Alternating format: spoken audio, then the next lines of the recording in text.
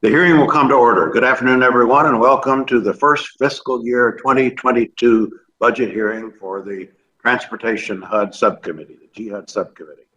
As this hearing is fully virtual, we need to add a few housekeeping items before we begin. For today's meeting, the chair or staff designated by the chair may mute participants' microphones when they are not under recognition for the purpose of eliminating inadvertent background noise. Members are responsible for muting and unmuting themselves. If I notice that you have not unmuted yourself, I'll ask you if you would like the staff to unmute you. If you indicate approval by nodding, staff will unmute your microphone. I remind all members and witnesses that the 5-minute clock still applies. If there's a technology issue, we will move to the next member and resolve the issue, and then you will retain the balance of your time.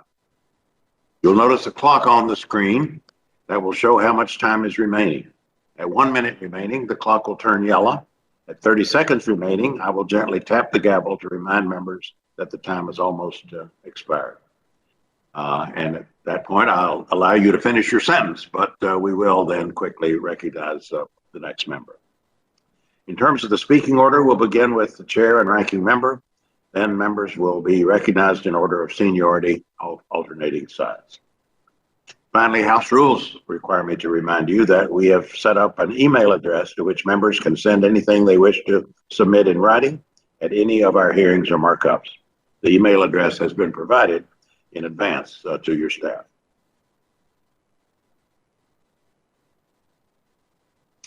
I want to welcome Secretary Buttigieg. This is your first appearance before the THUD subcommittee. And although we're gathering in a virtual format, I know we're going to have a productive conversation. As a reminder to all members, please mute your mics when you're not speaking and ensure that your video remains on so that we're aware of your presence and can recognize you. Mr. Secretary, you and I have had the pleasure of speaking a couple of times since your confirmation about our shared vision for moving America's transportation infrastructure forward in an energetic and equitable way. I look forward to continue this dialogue today with all of our members as we officially begin our work on the fiscal 2022 budget. We have a lot to cover today, and the administration has given us a lot to cover. Between the American Jobs Plan, the massive recovery bill, and the 2022 budget just released, which of course includes the proposals for the THUD subcommittee. President Biden's American Jobs Plan would expand opportunity through investments in broadband, affordable housing, school construction, clean energy, childcare, and of course, transportation. The plan includes $621 billion for the nation's transportation systems, funding that is urgently needed to address our crumbling and aging infrastructure, roads, bridges, airports, seaports, rail, public transit, and to make these systems more resilient. The proposal will modernize and improve our nation's transportation networks, will increase safety, and will reduce emissions that contribute to climate change. There's no question our country requires a massive investment to repair structurally deficient bridges and to restore transit systems to a state of good repair, to improve our ports, and to build new airport runways, not only to safely connect people to work and school, but also to attract job-creating industries that help us build a strong economy, remain competitive economically, competitive globally. The American Society of Civil Engineers grades America's infrastructure overall as a C-, with the aviation and roads and transit coming in around the D level. Those aren't grades our parents would have let us bring home without severe consequences. The American Society of Civil Engineers also estimates that we need to invest $2.59 trillion over 10 years just to bring infrastructure up to good condition. The American Jobs Plan, combined with the President's budget request, would move us substantially toward that investment. We must also make forward-looking investments in new service across all modes, expanding intercity passenger rail, for example, transit service, airport capacity, while also increasing options for cyclists and pedestrians, with a renewed focus on safety, on environmental sustainability, and resiliency in the face of a changing climate. Equally important is the administration's commitment to equity. A few weeks ago, this subcommittee held our first hearing of the season, and we focused it on equity, on creating more equitable communities through transportation and housing policies. We explored some of the disparate impacts that the federal government has made by running interstate highways through historically black neighborhoods under the guise of urban renewal. Hopefully, we now recognize an obligation to avoid such impacts and also to right these historic wrongs to the extent we can do so. I'm pleased that both the American Jobs Plan and the fiscal 22 budget request target investments to communities of color, to rural communities, and to Native Americans. They aim to increase transportation options for underserved communities. And after 4 years of denial by the previous administration, it's refreshing to once again see a focus on our future with efforts to mitigate climate change and to put America on a path toward environmental sustainability. This includes hastening our transition to electric vehicles, buses, and trains, building or rebuilding infrastructure so as to reduce or withstand the impacts of climate change, and protecting and restoring our natural environment. The same is true in the area of safety, with robust investments to improve road safety for drivers, cyclists, and pedestrians, to further the progress we've made on rail safety, and to ensure the safety of our aircraft and our airways going forward. The 2022 budget request will make strides toward reducing single occupancy vehicle trips, traffic congestion, and harmful emissions by investing $2.7 billion in Amtrak, another $625 million in a new passenger rail grant program, $2.5 billion for the capital investment grants program in transit, and $250 million for new low or no emission budgets. These are all substantial increases above fiscal 2021.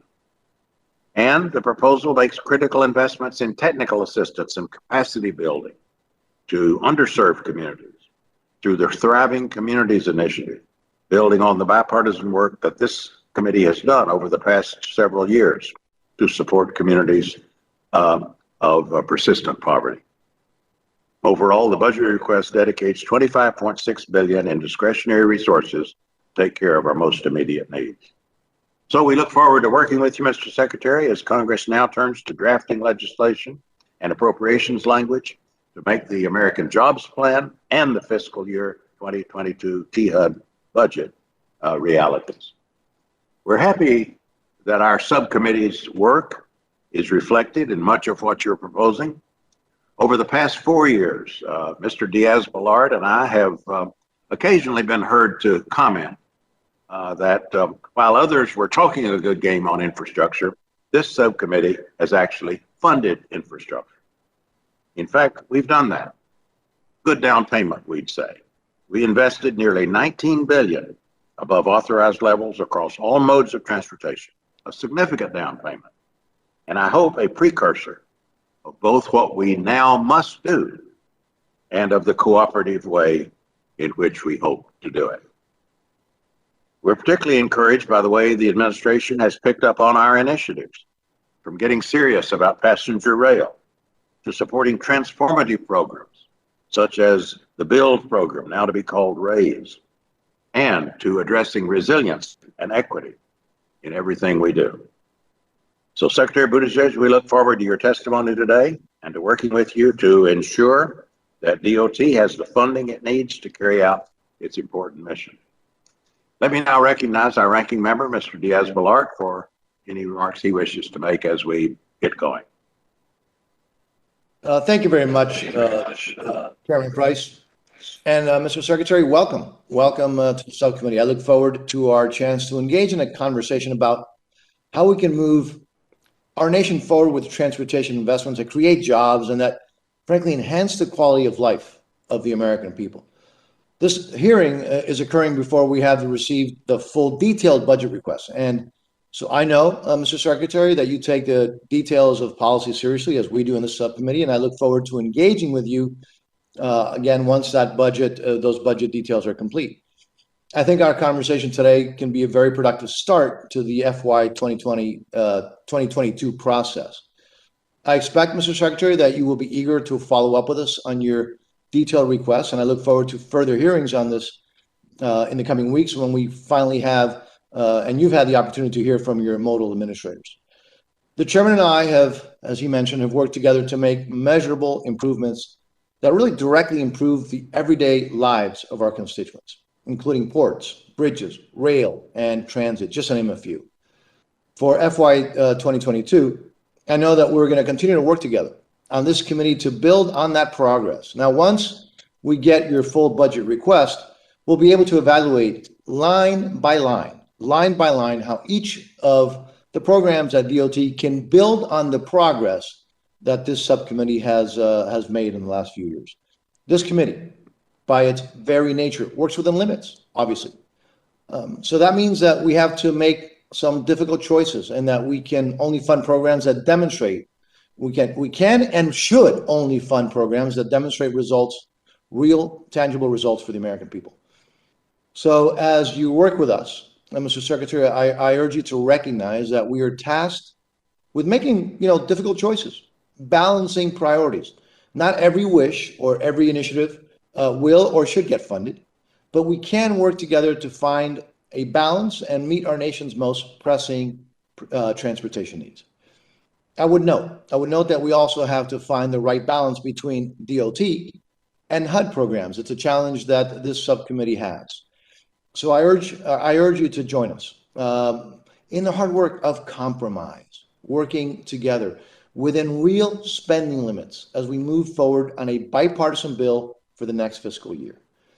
I have some concerns, Mr. Secretary, about what appears to be the desire by the administration to move as many programs as possible to the mandatory side of the ledger. Mandatory spending is what's frankly, leading us towards a very, very, very dangerous fiscal future. So the great and on top of that, the great advantage of discretionary budget of the discretionary budget process is that we actually have an opportunity to annually review programs in this committee. We can find out what's working and what is not, and adjust spending accordingly, something that obviously is not easily done in the mandatory side of the ledger. In this way, again, the discretionary appropriations process is designed to keep the taxpaying public's their needs, because it's their money, foremost in mind. And we should never forget that each and every dollar spent is not the government's money, it's the people's money, the American people's money. So as we evaluate the proposals for 22, I believe we should resist any attempt to centralize decisions at DOT. And Mr. Secretary, I support your goals to build a more resiliency into transportation programs and to expand, obviously, opportunity wherever we can. However, I would oppose using these goals as an excuse to add layers of bureaucracy and new complicated criteria to transportation programs.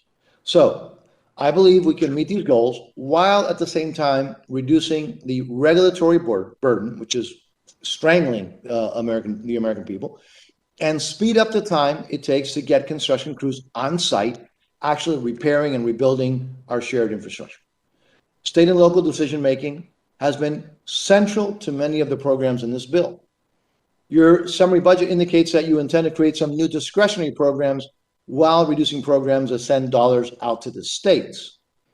So once we get further details, I clearly intend to work to ensure that any new program does not erode local decision-making.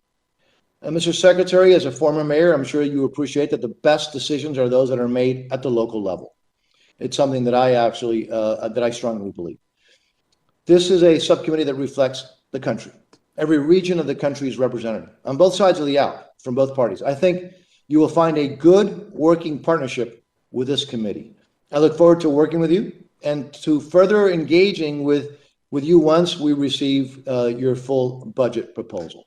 Again, Mr. Chairman, I obviously look forward to working with you as I have for the last number of years. It has been a great partnership. Thank you, Mr. Chairman. And with that, I yield back. Thank you very much, Mr. Diaz-Balart. I too look forward to our continued cooperation. Now we're happy to have with us the chair of our full appropriations committee, Rosa DeLauro, and I'd like to recognize her for any statement she'd like to make. I want to say thank you to the chairman and the ranking member and to the secretary. I've just been called to the floor to deal with the paycheck fairness bill. I will get back as quickly as I can. So please proceed, and I'm grateful, and I do want to have an opportunity to, just with a brief statement. So thank you. Thanks very, very much. I'll be back. Thank you, Madam Chair. We will recognize you whenever you reappear. Be happy to do that. Now let me recognize our ranking member of the full committee, Ms. Granger. Thank you very much, Chairman Price, for holding this hearing today. I first want to welcome the Secretary for his first hearing with our committee. Mr. Secretary, I know you come to Washington with the perspective of a former mayor. You said that there are no Democrat or Republican potholes. I love that statement. And as a former mayor myself, I completely agree with you on that point. You reached out to me early on, and I look forward to continuing our conversation as we work together to address our nation's transportation infrastructure needs. This is an area where we in Congress have historically worked together to find common ground so that we can make investments to improve the lives of all Americans. You'll find that this committee works in a bipartisan way to find practical solutions, and I hope that this approach will continue to guide our work for fiscal year 2022. I have some concern about the $2 trillion proposal that the administration has rolled out and framed as infrastructure, with less than 1/4 of the administration's proposal being for transportation infrastructure. Unfortunately, there are pieces of this proposal that appear to indicate a desire to fundamentally change our country in ways that could divide us, not unite us. This could cause us to lose focus and fail to find practical solutions to repair for our roads, our bridges, our airports, and our rail system. The only way to find consensus on transportation infrastructure investments is going to be through a process that invites input from all members working through the committees of jurisdiction, both authorizers and appropriators. Finally, I'd like to emphasize how important the energy structure is. I believe that efficient energy transportation systems are key to maintaining American energy independence and good paying jobs in every region of our nation. I expect to share this understanding from your time in public service in Indiana. Thank you, Mr. Secretary, for appearing before us today. I look forward to continuing our conversation in the months and years ahead, and I yield back. Thank you, Ms. Granger. All right, Mr. Secretary, I think we're ready to proceed with the questions, and I will ask the first one. You're certainly on center stage these days by virtue of the administration's emphasis on infrastructure. You're the point man on infrastructure. And I've heard you in several contexts speak about this, so perhaps the first thing I should ask you is, why are you talking so much about the Whigs and internal improvements and Henry Clay and the Erie Canal and the Transcontinental Railroad? Maybe you can tell us about that. Now, we are having, of course, a discussion in current history, and it involves 3 parallel tracks, no pun intended, 3 parallel tracks. 2022 appropriations, our immediate topic, but also clearly the jobs bill and a pending FAST Act reauthorization as well. A lot going on. We all know that all 3 of these are vitally important, but you'll forgive us for thinking that the fiscal 2022 appropriations bill is of particular importance. It is a must-pass piece of legislation. It will pass. And as I said earlier, the down payments that we have made earlier in the down payments we made earlier through the subcommittee have in many ways created the template for our path forward. Mr. Secretary, I'm just realizing that I didn't give you a chance to make an opening statement. I will I will come back to this, but excuse me for that. We want to hear from you, and then we will then turn to our questions. Please proceed.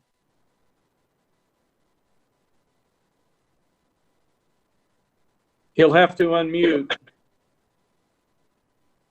All right, are we there? Hopefully you're able to hear me, and thank you, Chairman. I hope that my statement will be at least partly responsive to the questions and proceeding. But Chairman Price, thank you very much. Ranking Member Diaz-Balart, Ranking Member Granger, and if your Chair, DeLauro as well, and to all of the members of the subcommittee, I want to start by thanking you for the opportunity to join you today, and for this subcommittee's strong support of the Department of Transportation in its vital mission. We find ourselves at a moment of enormous challenge as well as tremendous opportunity. In this context, Congress passed the American Rescue Plan, which is already helping to defeat the pandemic and get people back on their feet. But we still have much more work to do if America is going to win the future. I'd like to start by discussing our fiscal year 22 budget request, which funds vital priorities for the coming year, and then turn to the American Jobs Plan, which is a generational investment in American competitiveness. The President's 2022 budget requests $25.6 billion in discretionary funding for the department. As you well know, this amount represents only about 30% of the agency's total resources. The planned mandatory spending will be released with the full budget in the coming months. For now, let me share some highlights of this initial discretionary request consistent with our priorities: safety, equity, addressing climate change, transformational investment, and economic strength. The Capital Investment Program has become increasingly popular throughout the country, supporting communities of all sizes as they work to build transit networks. Our discretionary request includes $2.5 billion for capital investment grants. $2.7 billion is requested for Amtrak, as well as $625 million to help modernize passenger rail service and expand existing rail corridors. The President's budget continues the successful and oversubscribed Build Competitive Grant Program, with $1 billion requested for these innovative projects. Just recently, we made the FY 2021 funding available, renaming the program as Rebuilding American Infrastructure with Sustainability and Equity, or RAISE, to reflect our current priorities. Finally, $110 million is requested for a new Thriving Communities program to help eliminate transportation barriers and increase access to jobs, businesses, and schools. This budget request supports needed and important investments, and it aligns with our longer-term goals. But it is only part of our administration's vision for this moment. If America simply returns to where we were before the pandemic, we will not win the future. Even before COVID, our infrastructure had fallen to 13th globally, with a $1 trillion backlog of needed repairs. Nor is our current transportation sector built for the realities of the climate crisis. Building back better means restoring and improving the foundation that enables Americans to thrive, our American infrastructure. 2 weeks ago in Pittsburgh, President Biden laid out his vision for a once-in-a-century investment. The American Jobs Plan would provide a more than $2.25 trillion investment in American infrastructure, including $621 billion for transportation and resilience. This plan includes $115 billion to modernize more than 20,000 miles of roads and 10,000 bridges. It will double federal funding for public transit to provide affordable transportation options for more communities and reduce congestion and pollution for everyone. It includes $25 billion to improve aviation, $17 billion for ports and waterways, and $20 billion for road safety. It proposes $80 billion to address critical backlogs in rail and to expand world-class passenger rail services, including high-speed rail. Includes $174 billion to help spark the electric vehicle revolution, building a network of 500,000 charging stations, providing rebates to make electric vehicles affordable for more Americans, and accelerating the conversion of our transportation system towards zero emissions. We'll rebuild our infrastructure in a way that's not only more resilient, but actually helps fight climate change. And 40% of the benefits of those climate and clean infrastructure investments will flow to communities that have been overburdened and underserved. Now is the time to finally address major inequities with $20 billion to reconnect neighborhoods cut off by past transportation decisions and to increase access and equity in projects going forward. The American Jobs Plan will modernize how we travel, how we move goods, and how we live. It will make transformative investments, turning shovel-worthy ideas into shovel-ready projects and seeing them to completion. It will support millions of new, good jobs, the majority of which will be available to Americans without a college degree. America has delivered big infrastructure visions before, building the Erie Canal, the Transcontinental Railroad, the interstate highway system. Those projects shaped our country, succeeding partly because each of them challenged America to expand its concept of infrastructure and deliver a better future. Now it's our turn to build a safer, fairer, more prosperous America. If we meet this moment together, I believe we will one day look back with great pride on the decisions made in this critical season in the life of our country. So thank you again for the opportunity to appear today. I'm happy to answer questions and very much looking forward to working with you. Thank you, Mr. Secretary. We appreciate that statement, and your full written testimony will be included in the record. We now will proceed, although I jumped the gun a bit, we will now proceed for the standard 5-minute rounds of questions, recognizing members present in order of seniority, alternating between the majority and the minority. We ask members to please be mindful of the time and allow the Secretary time to answer the questions within your allotted 5-minute period. And now I'll pick up where I left off. I was so eager to ask my question, sorry, I jumped the gun. I see you did get in, as predicted, though. You got in the Erie Canal and the Transcontinental Railroad, so you're living up to that billing. And as I was saying, we now have you as the point man on infrastructure with these 3 parallel efforts underway: the FAST Act reauthorization, of course, the major jobs infrastructure initiative, and our fiscal 2022 appropriations bill, which is the precise subject of our hearing today, in which we put particular importance because we know that it must pass, it will pass. It's important what's in this bill, and this bill has also laid down the template for much of what you've proposed and are hoping to achieve going forward. So let me now ask you to comment on the relationship, the complementarity, if you will, between the administration's major infrastructure initiative, the American Jobs Plan, and your 2022 budget request. How do these fit together? And I'd welcome your reflections. You know, this has already occasioned a good deal of debate, some controversy. How are we going to overcome the divisions and the difficulties we've had in the past, especially with regard to financing these measures?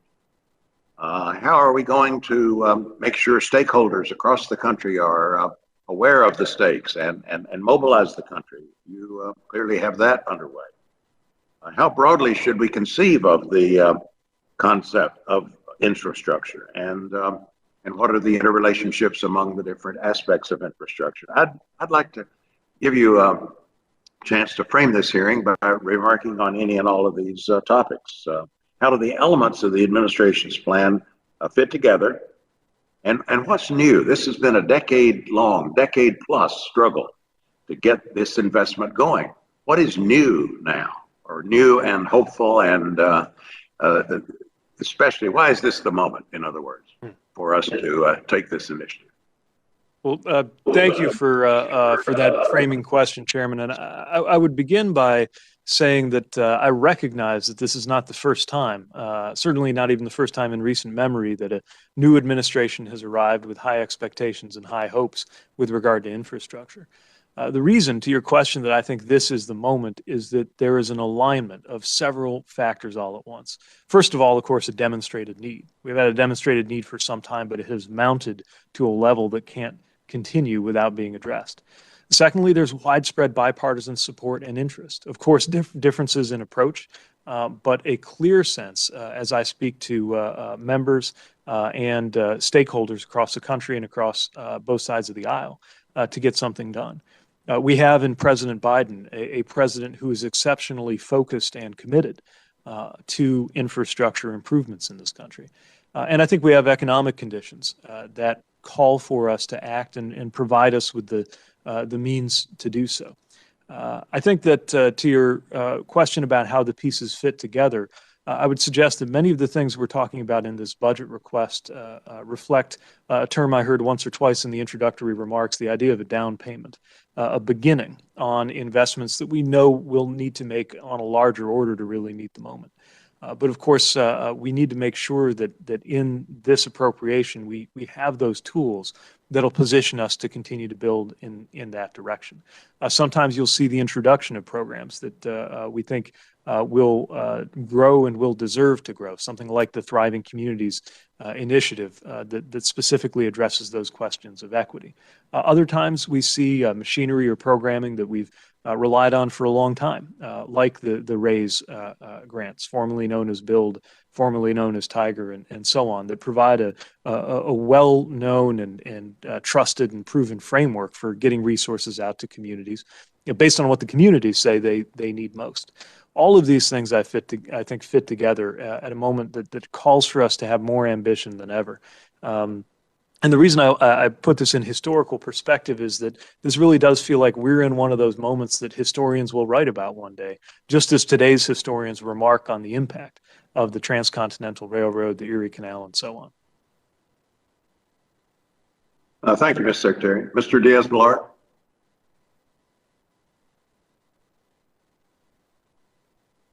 Mr. Chairman, thank you very much. Mr. Secretary, our transportation dollars are mostly managed at the state and local level, whether through state departments of transportation, airport authorities, transit agencies, et cetera. As I mentioned in my opening remarks, I would be concerned if the administration moves towards more centralized decision-making in these programs. Some of the new programs outlined in the infrastructure plan would seem to require a more centralized government, the Washington-based approach. So a couple of questions here, Mr. Secretary. How would you design these programs to ensure that we continue to put a high priority on local decision-making? And could I get a commitment, for example, from you that decisions on discretionary programs will be made in an absolutely open and transparent process? What I'm thinking about that is not just saying that it's open, but things like meetings that would be open to the public. The meetings where the discussion is being made as to looking at the applicants, the publication of applications, and DOT's evaluation, all of that being done publicly, openly to the press, openly to the public. Really any idea that would open up the process to more accountability, because we all know, regardless of what the administration is, there's a tendency to, again, make decisions that are not always based on facts and transparency. So again, will you commit to looking at serious ways to make this as open and transparent as possible? The administration has said it's going to be the most transparent, open administration, but as of now, we haven't seen that. But I'm hoping that you would change that. So if you give me some specifics as to what you're looking at. Well, thank you. And I share that interest in making sure that our programming is well understood and that it's delivered in an accountable and in a transparent fashion. And I would welcome ideas on how to make sure that we can do that responsibly. And part of that, I think, goes to the kind of information and feedback that goes, especially to communities that may come to the table more than once. Maybe an application isn't successful the first time around, but it can be refined. And if a community doesn't know what went into that decision, then they're left in the dark about how to be more competitive the next time around. And I think we could do a lot of good work in that regard. As to your former part of your question, you're right to note that as a mayor, I'm a big believer in local decision making, and I guess philosophically, I would say that the solutions and the answers and the decisions don't all have to come from Washington, and often shouldn't, but more of the resources should. And that's the philosophy that'll guide our work here. I think often the specific program design and the best ideas, of course, emerge from the communities themselves. And at the other end, I think they're the broadest strokes of congressional intent. Where I'm trying to position the department to translate between those two things is to offer criteria and explanations of how we're putting those congressional directives and dollars to work in a way that makes them specific enough that a community can get their arms around them when putting together a proposal, but not not so specific that they're one size fits all or somehow arrogate to the department a responsibility that really belongs with Congress in the authorizing language. And again, welcome feedback and thoughts on how to strike that right balance so that we can be specific enough to be user-friendly, flexible enough to be responsive to those local needs and local ideas. I appreciate that. And so some of these, ideas that I, kind of roughly threw out there about, total transparency and openness and in the public's view is, I just want to make sure that you don't think those things are crazy. And obviously I'm not asking for you to commit to a specific issue because I'm not throwing out any specific proposals, but the concept of absolute transparency and doing things publicly, including when those decisions are being made, not just when they're being announced, is something that you don't seem to have any objection to. Would that be accurate? Well, I will say that when I was a mayor, if we were putting forward an application to a federal program, I'm not sure it would have been to the benefit of our community to have a camera in the room when people were evaluating our application in candid terms before we as a community would have heard what they thought. So I want to make sure we have an appropriate balance there. But again, I'd be very open to ideas on how to make things more transparent and accountable than they are today. And I don't have a lot of time, Mr. Secretary, left, but also would you commit on we talked a lot about equity, but also equitable regional distribution of resources, in particular in rural or economically disadvantaged areas? Is that something that we would hope to see from your leadership? Yes, I welcome that imperative to make sure that regionally we're looking after areas that have not felt that they have gotten or indeed have not gotten the support that they need from here in Washington.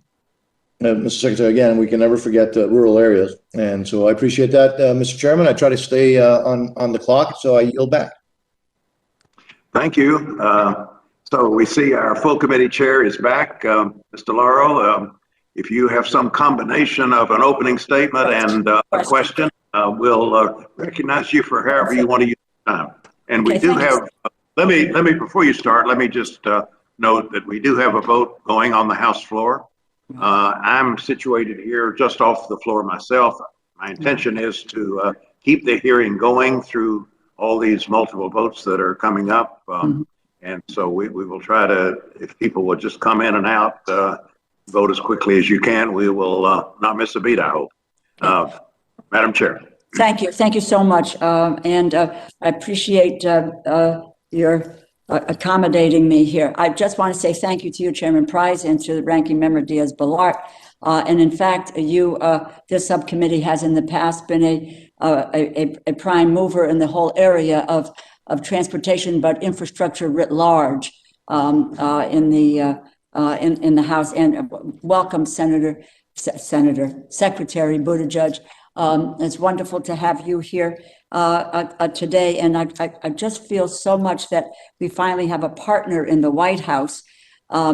After years of failed infrastructure weeks, we are now looking at serious investments in our nation's infrastructure and dealing with the good, well-paying jobs that cannot be outsourced. I'll just say one word, and the chairman knows about the city of New Haven, Connecticut, having resided there for a while. But that's where I grew up, and it is the Northeast Corridor, and I take the train twice a week coming back and forth to Washington. But it's that rail line, a portion of it was built more than 170 years ago, integral to our economy and our local transit system. And again, we have some of the oldest infrastructure in the nation in the state of Connecticut. And what we need to deal with is revitalization and repair. I just would mention this one other item because we spoke about this when we had a chance to have a conversation, and I spoke to you about an infrastructure bank and the opportunities that might afford us in terms of looking at robust investment in infrastructure. And Mr. Secretary, you spoke a moment ago about the Transcontinental Railroad, where Lincoln did that. Eisenhower did the roads, and others have, and we did rural electrification and all of those efforts. So big concepts, which I hope that you are up to as well. I believe you are. My question is, how do we build on the American Jobs Plan and proposals like an infrastructure bank to help regions of the country address the state of good repair backlogs while also expanding passenger rail service? Well, thank you very much, Madam Chair. And I think that what you're describing is in keeping with America's tradition of always looking for newer, bigger, and original ways to deliver on our transportation needs. One thing I would note in particular is the role of financing that stands alongside the role of grant making as part of what we do here in the department. And I think we have something to build on in this regard with the Build America Bureau and what it does in terms of the TIFIA and RRIF programs, and also an area that I think maybe deserves more attention than it's got in terms of private activity bonds. And there's a cap on those, and they are we're quickly approaching that cap in terms of ability to use that program, which indicates to me that there could be more opportunity. We know that there is so much capital looking for places to go, looking for good returns, and mobilizing that kind of capital is an important part of what we can do alongside the more traditional forms of support for local and state visions and various departments that we're accustomed to running here at the department. And so I think we welcome the ongoing conversation about how to build on some of the tools that have been set up in the past and envision new ones so that we can really get the absolute maximum effect and the most bang for our proverbial buck. Mm-hmm. If I can, and now I will just conclude here, in the interest of time, is just to say that I think this concept would facilitate public-private partnerships, and we could look to innovative financing mechanisms. I gotta run. In this regard. So that I think if the Europeans can do this, and they've done it to a fairly well, that is something that we can embark on. I know a number of states have been very successful at these efforts. And again, it's a concept I've been engaged in since 1994. I think it will be an economic driver. So I would just say, I don't know about a commitment, but if we could continue to engage in the concept of an infrastructure bank with this administration, I really would welcome the opportunity to work with you on that and looking at the financing mechanism. So thank you very much. And I yield back, Mr. Chairman. Thank you. Thank you. Ms. Granger, let me say I'm going to turn the chair over for a few moments to Mr. Quigley while I go vote. But in the meantime, we'll hear from the ranking member of the full committee, Ms. Granger. Thank you. The pipeline industry plays a critical role in providing affordable and reliable energy to Texas and Americans everywhere. The most recent pipelines bill directed the Department of Transportation to update older regulations to reflect modern technologies and practices. I'm concerned that the administration is prioritizing the hiring of lawyers over engineers in this program. Can you please give us a status of your efforts to implement this legislation, including the hiring of engineers with pipeline safety expertise? Well, thank you. One of the most important, if least well publicized functions of our department, as you know, is our responsibility through PHMSA to look after the safety and effectiveness of America's over 2 million miles of pipeline. We have been working to implement the Pipes Act, the new one, since it was passed in December, and appreciate the congressional attention to this. So just to make clear, we are focusing both on hiring and on retention. So with regard to hiring, we're hiring 20% more inspectors to be able to look after pipeline safety. Again, thanks to Congress's support in the Pipes Act, as well as other areas where we have needed to make sure that our staff keeps up the need. We're also working to make sure that we can improve compensation for employees because there has been a struggle in the past for PHMSA retaining pipeline technicians and engineers because our compensation packages haven't kept up with the offerings in the private sector. So with the focus on both retention and hiring, we think PHMSA would be positioned to assure more timely repairs to meet its mission of improved safety and to reduce environmental impacts, which is, of course, very important and also reflected in the congressional directive. And now we do also have attorneys coming on in order to help implement the dozens of new regulatory mandates in the PIPES Act. And we'll also be continuing to update Congress on the progress, both in terms of the staffing side and in terms of the outcomes that I know are so important. They didn't answer my question, but I'll try again.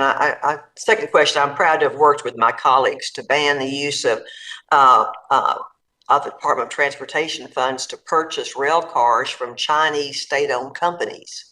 In your review of DOT programs, have you found any other areas where we should be concerned about federal dollars being used to give unfair competitive advantage to Chinese-owned enterprises?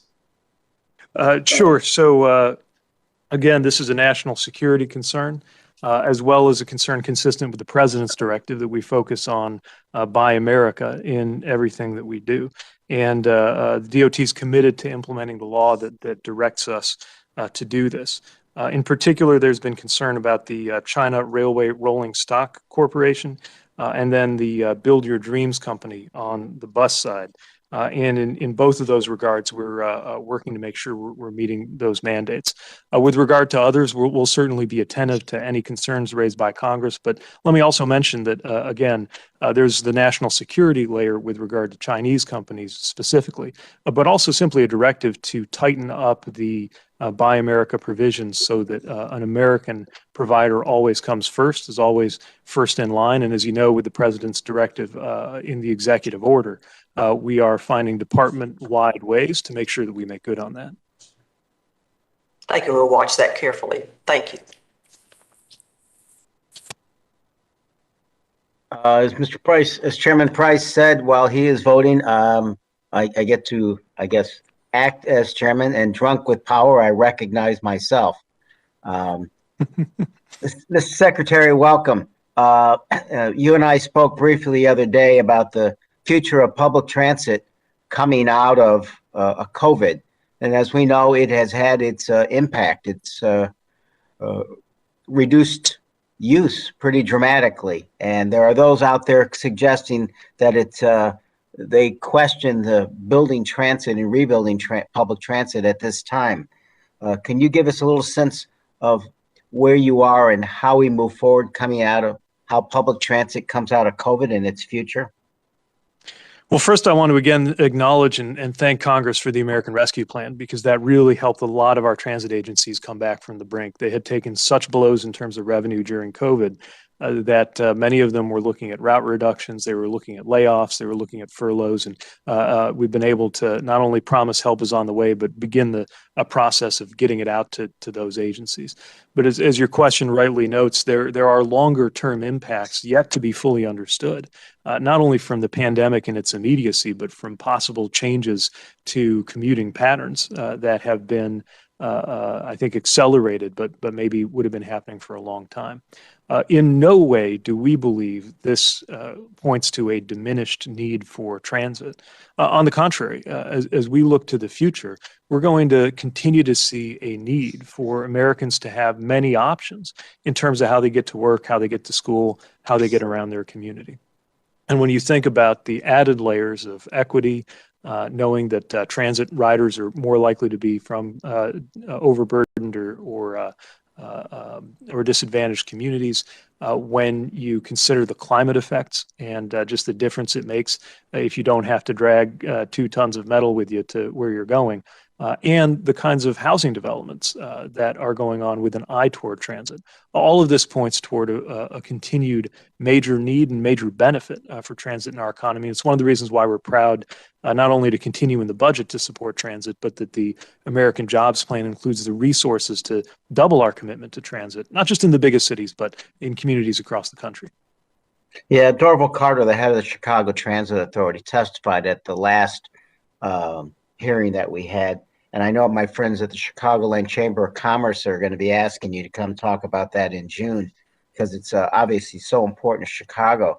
Have you started to talk about, how transit has to adapt and bring people back, what the issues are that people were concerned about besides spatial issues and cleanliness and so forth? Well, as with any mode of transportation, first and foremost, people need to know that they're safe. And whether we're talking about a safe return to the skies and seeing air travel demand pick up, or whether we're simply talking about buses and subways, making sure that that is a reality that is also matched by a perception is among the very first things that we did with the president's orders backing us to pursue things like mask mandates. Looking forward, I think we also need to position transit as a means of choice for getting around, not only for a commuter who doesn't have an alternative, but as simply the best way to get from point A to point B for many people on many trips. And we do want to work with transit leadership in the various local authorities as they're pursuing ways to demonstrate that and support that kind of innovation. Because again, we recognize that commuting patterns in the future won't look like the past, but our expectation is that those differences will only point that much more toward the value of robust transit. I appreciate that, Mr. Secretary. I see the chairman is back. The coup is over. I relinquish my authority. Thank you. Thanks very much. Well, thank you, Mr. Quigley. Thank you, Mr. Secretary. Now we turn to Mr. Womack. Thank you, Mr. Chairman and Mr. Secretary, Mayor Pete. Not real sure what you prefer to be called. I know people call me Congressman, but it's always an honor when people call me Mayor because we share that in common. And it is good to see someone at the head of one of our key agencies that has experience in the institution of government that actually works. And I know you did a terrific job there as mayor. Look, I want to real quickly address passenger rail, specifically the administration's plans for sharp increase in federal funding for Amtrak and other intercity passenger rail projects. Now that we all know that the president has a special affinity for Amtrak, but as you know, the demand for passenger rail outside the Northeast Corridor is still pretty low. So how will the $82+ billion proposed in the infrastructure plan and the FY22 skinny budget for Amtrak, along with the additional $625 million in passenger rail grants, help Northwest Arkansans or Southeast Indianans or Kentuckians whose grandchildren and great-grandchildren will have to pay for this early 20th century project? So can you help me give me some context behind the benefits of this kind of expense for what I believe is certainly not a population that I represent? Well, first of all, like you, I'll always answer to Mayor. So thanks for reminding me of that. And I think we share that in common. We believe that Americans shouldn't have to settle for less than the citizens of other developed countries when it comes to access to quality passenger rail. And the American Jobs Plan reflects a major commitment in two regards. First of all, to improve what we've got. Because we know that there is a large and mounting backlog in terms of just the maintenance of our resources, but also in terms of expanding to create better ability to get around places by rail. And I appreciate very much your question because I think, often in the public imagination, people think about places like perhaps the Northeast Corridor, which is where we have the most density of passengers. And certainly that's very important to the U.S. economy. In fact, I would argue if you live in the middle of the country, you would feel the effects if there were a problem with the throughput of the Northeast Corridor just because of the national significance. But I also want to emphasize that the middle of the country where we come from is also poised to benefit from having a better rail because of the economic opportunity that it opens up. And when we make sure that passengers can get around, it makes sure it leads to different kinds of job opportunities available. And of course, when we're talking about rail writ large, we're also thinking about investments in freight, although I think your question is more specific to the passenger element. Certainly my part of Indiana exists largely because economically, because of rail. And maybe will sound a little, I don't mean to sound nationalist, but the idea that a citizen in just about any country in the West, or a citizen for that matter of China, can enjoy a better standard of passenger rail than an American citizen in the 21st century just feels a little upside down for a country that's used to being first place and best in everything that we do. I've got one, in my last question, I've got one issue that's more specific to my district, and I realize this one drills down into the weeds just a little bit, but I want to get it on the record, and that is the hours of service, a potential for a permanent hours of service waiver for drivers hauling essential materials like ag commodities that's going to last until May 31st. But it's clear to me that drivers hauling ag commodities across the country are operating safely, providing a vital service with our food supply chain through the pandemic. And I think it's far past time to provide them with a certainty of a permanent exemption.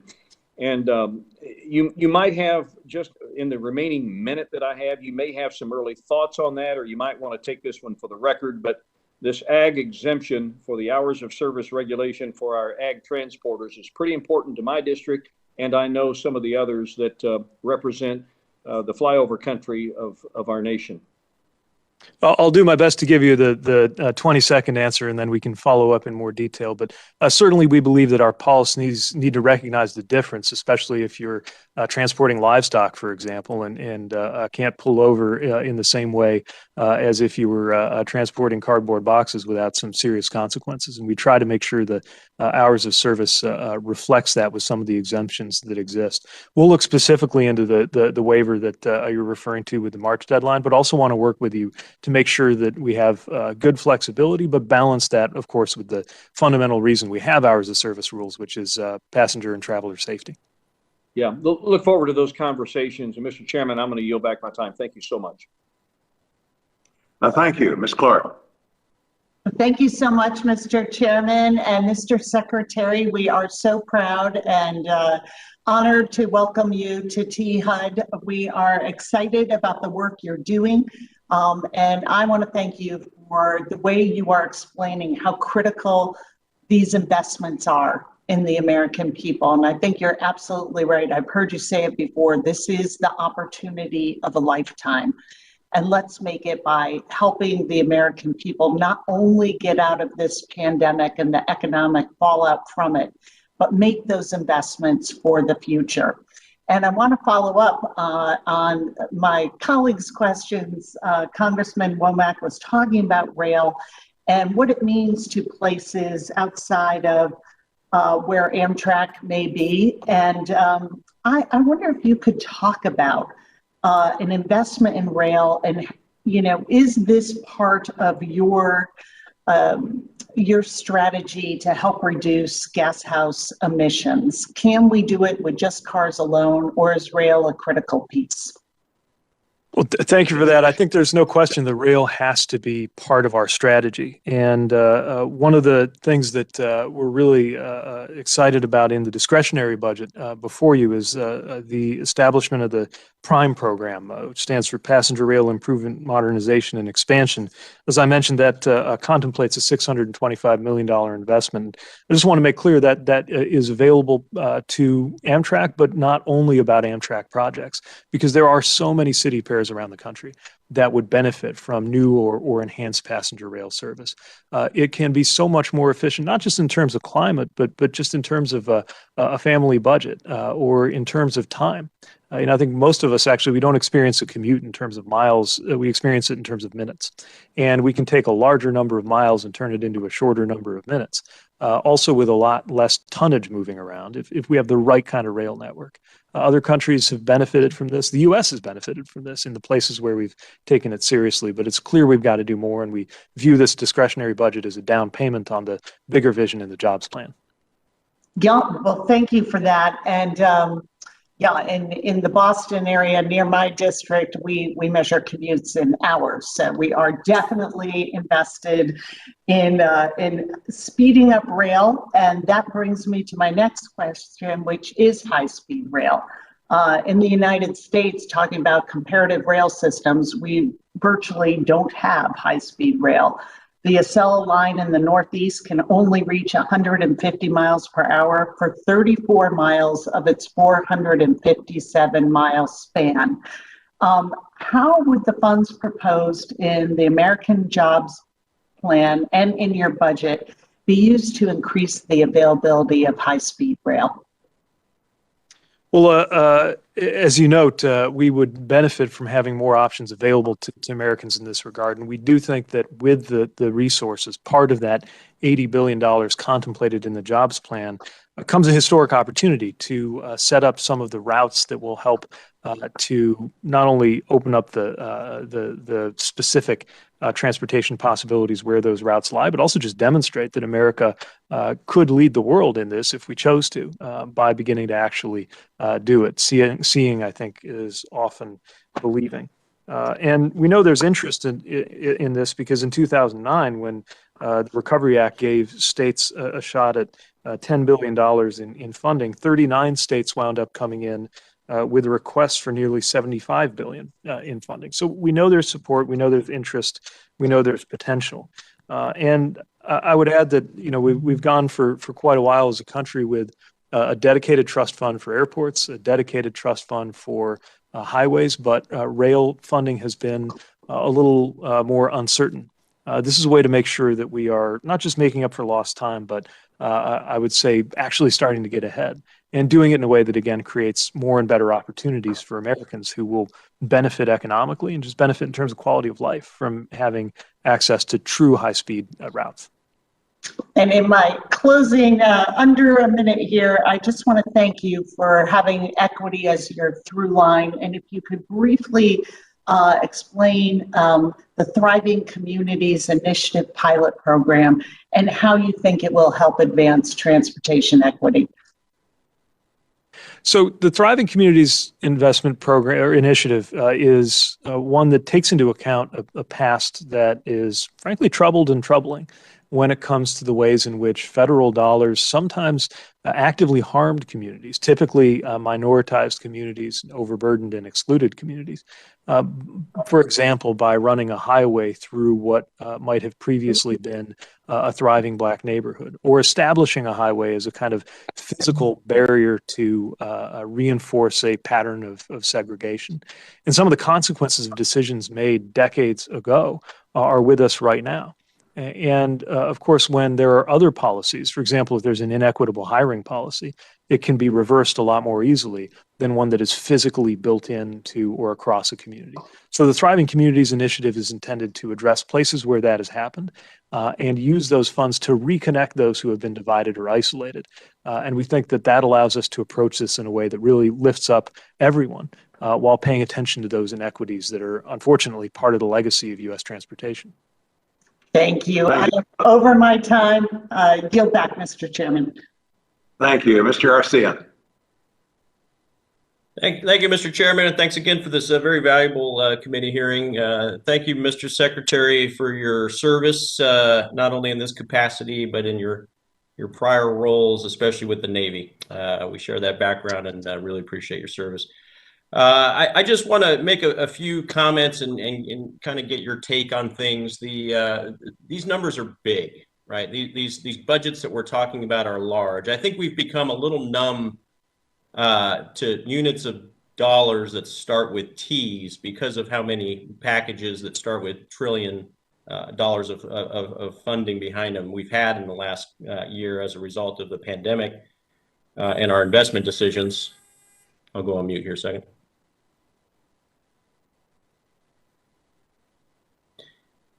And I just want to make sure that while we're looking at not only this annual budget, but also the Jobs Act, that we're doing so still through a disciplined lens and a paradigm that treats every dollar as a precious asset.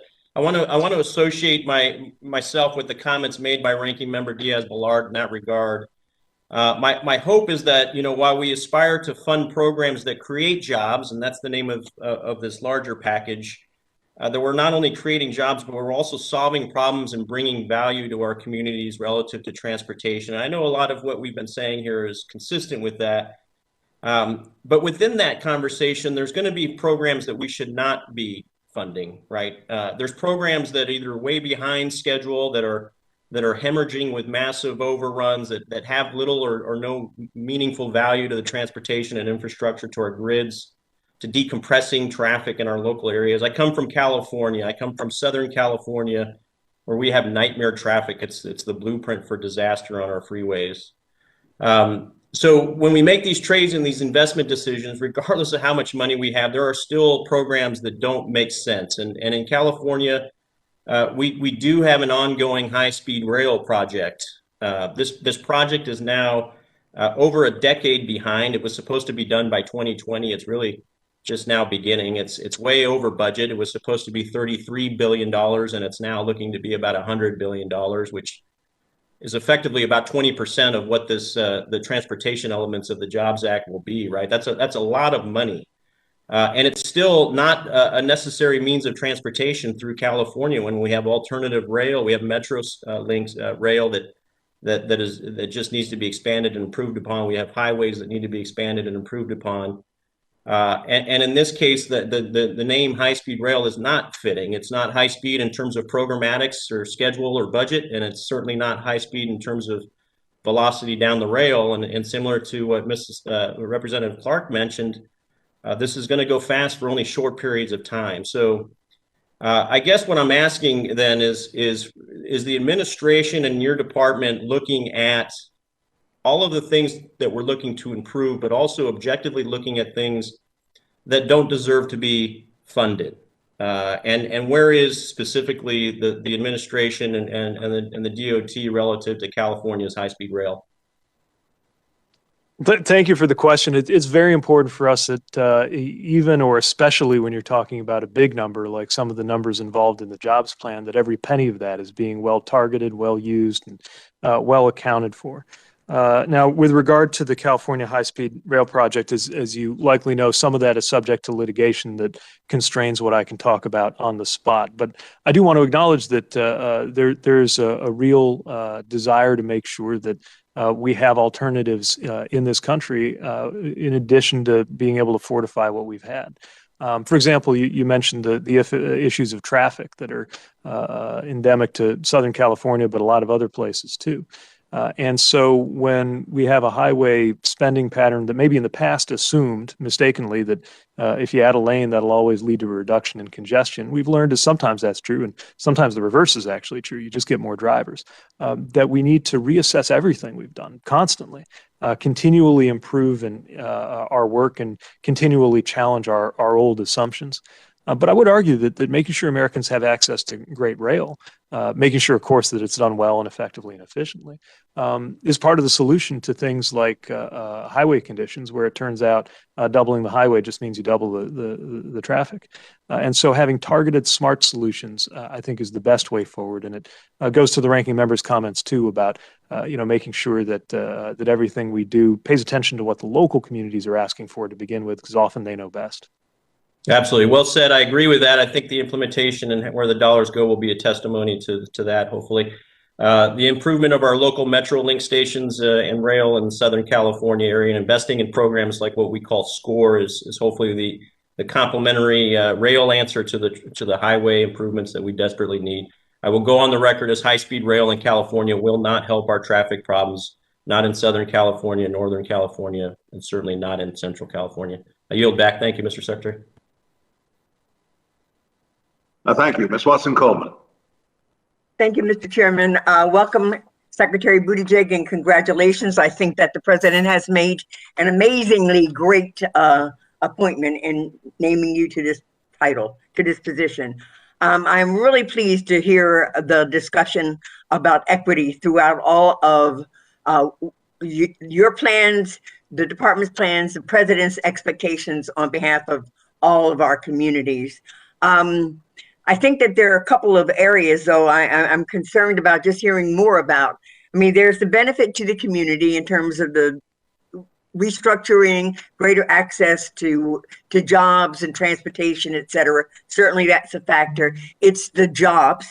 I'm particularly concerned about local hiring and how we're going to ensure that that really is representative of who lives in those sort of workforce areas, and how are we going to deal with the project labor agreements and getting labor to bring in more minorities? What is the leverage that you think your department will have? And then the last part of that there is, what kind of mechanisms do you envision that will improve accountability, that what we say we're going to do is actually being done, and that we can measure it as we're going through in case we have to make adjustments. So if you could just speak to that sort of just broadly, because I know that we're going to have another chance to talk again.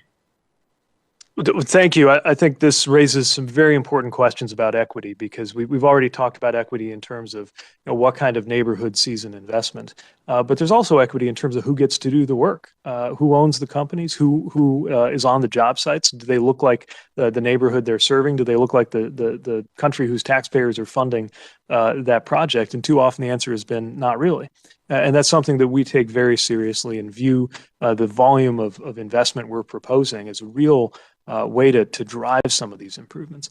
I would point to the Justice 40 initiative, named that way because it's calling for 40% of many of these investments to go to communities that have been excluded or overburdened, as an example of the administration's commitment to this.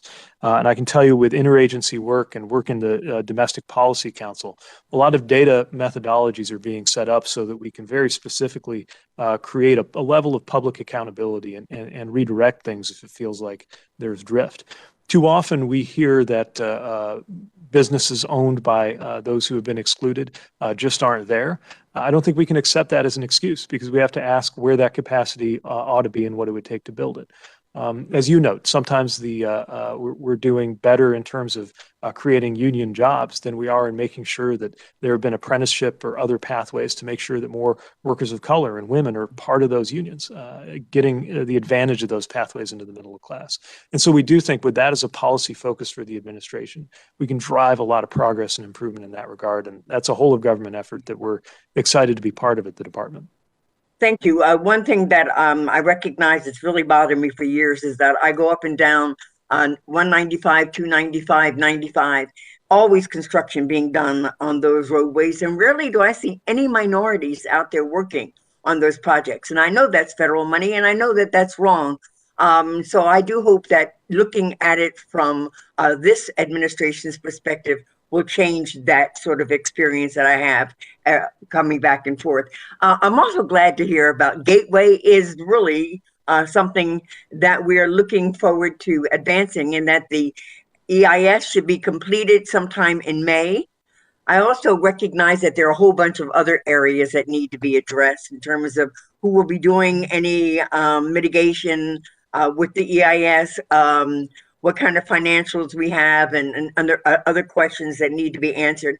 And I'm wondering if at this time you could give me any indication of some additional timelines, and if there are any other things that the interested parties could be doing simultaneously while preparing these other areas, that we could kind of move this along, because this is a significantly important undertaking. Thank you. As you note, this may be happening in one specific region, but it has impacts for the entire U.S. economy, and so we recognize the importance of it. And there's also a lot of players involved that we're working to coordinate with. And one of the biggest lifts right now, as you mentioned, is the environmental impact statement. So our goal, working with New Jersey Transit and the Port Authority, is to, as well as the FRA and FTA, come to the table with the Army Corps of Engineers and all of the different players involved. Our goal is to complete the NEPA process by May 28th.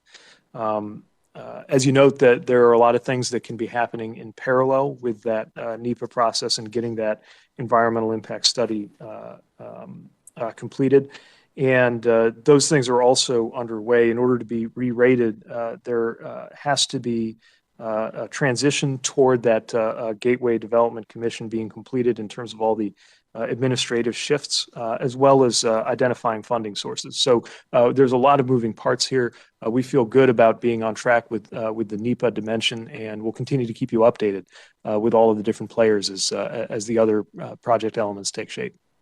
Thank you very much. I know my time has expired. I am yielding back, but I want to say that between your projected budget and the jobs program, the help that we've been seeking and needing and just praying for is finally here. And I'm certainly glad that you're a part of that.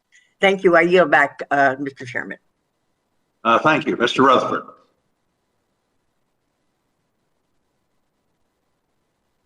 Thank you, Mr. Chairman. Mr. Secretary, thank you for being with us today. I look forward to working with you in the coming years here. As I mentioned the other day, Northeast Florida is a logistics hub of the southeastern seaboard with airports, rail, federal highways, a ferry, seaports, and a robust transit system. And as you can imagine, my district is very supportive of investments in infrastructure. And it's an area that I hope to work with you and the Biden administration on in the coming months. But I do have a couple concerns with the initial priorities of the president's infrastructure plan as it was unveiled this month. And that's on top of or other than the concerns of the pay for, for a $2.2 trillion plan. But one concern from the infrastructure plan in particular that I want to highlight is that $174 billion investment in electric vehicles. This is more than the plan invests in roads, bridges, or our transit systems that are so important. It's particularly concerning to me because while EVs are branded carbon-free or emission-free, that is simply not the case, and I think we all will agree on that. The electricity comes from somewhere, and that somewhere is predominantly power plants that are relying on fossil fuels. And not to mention the batteries and the toxic materials and chemicals that have to be sourced and manufactured overseas.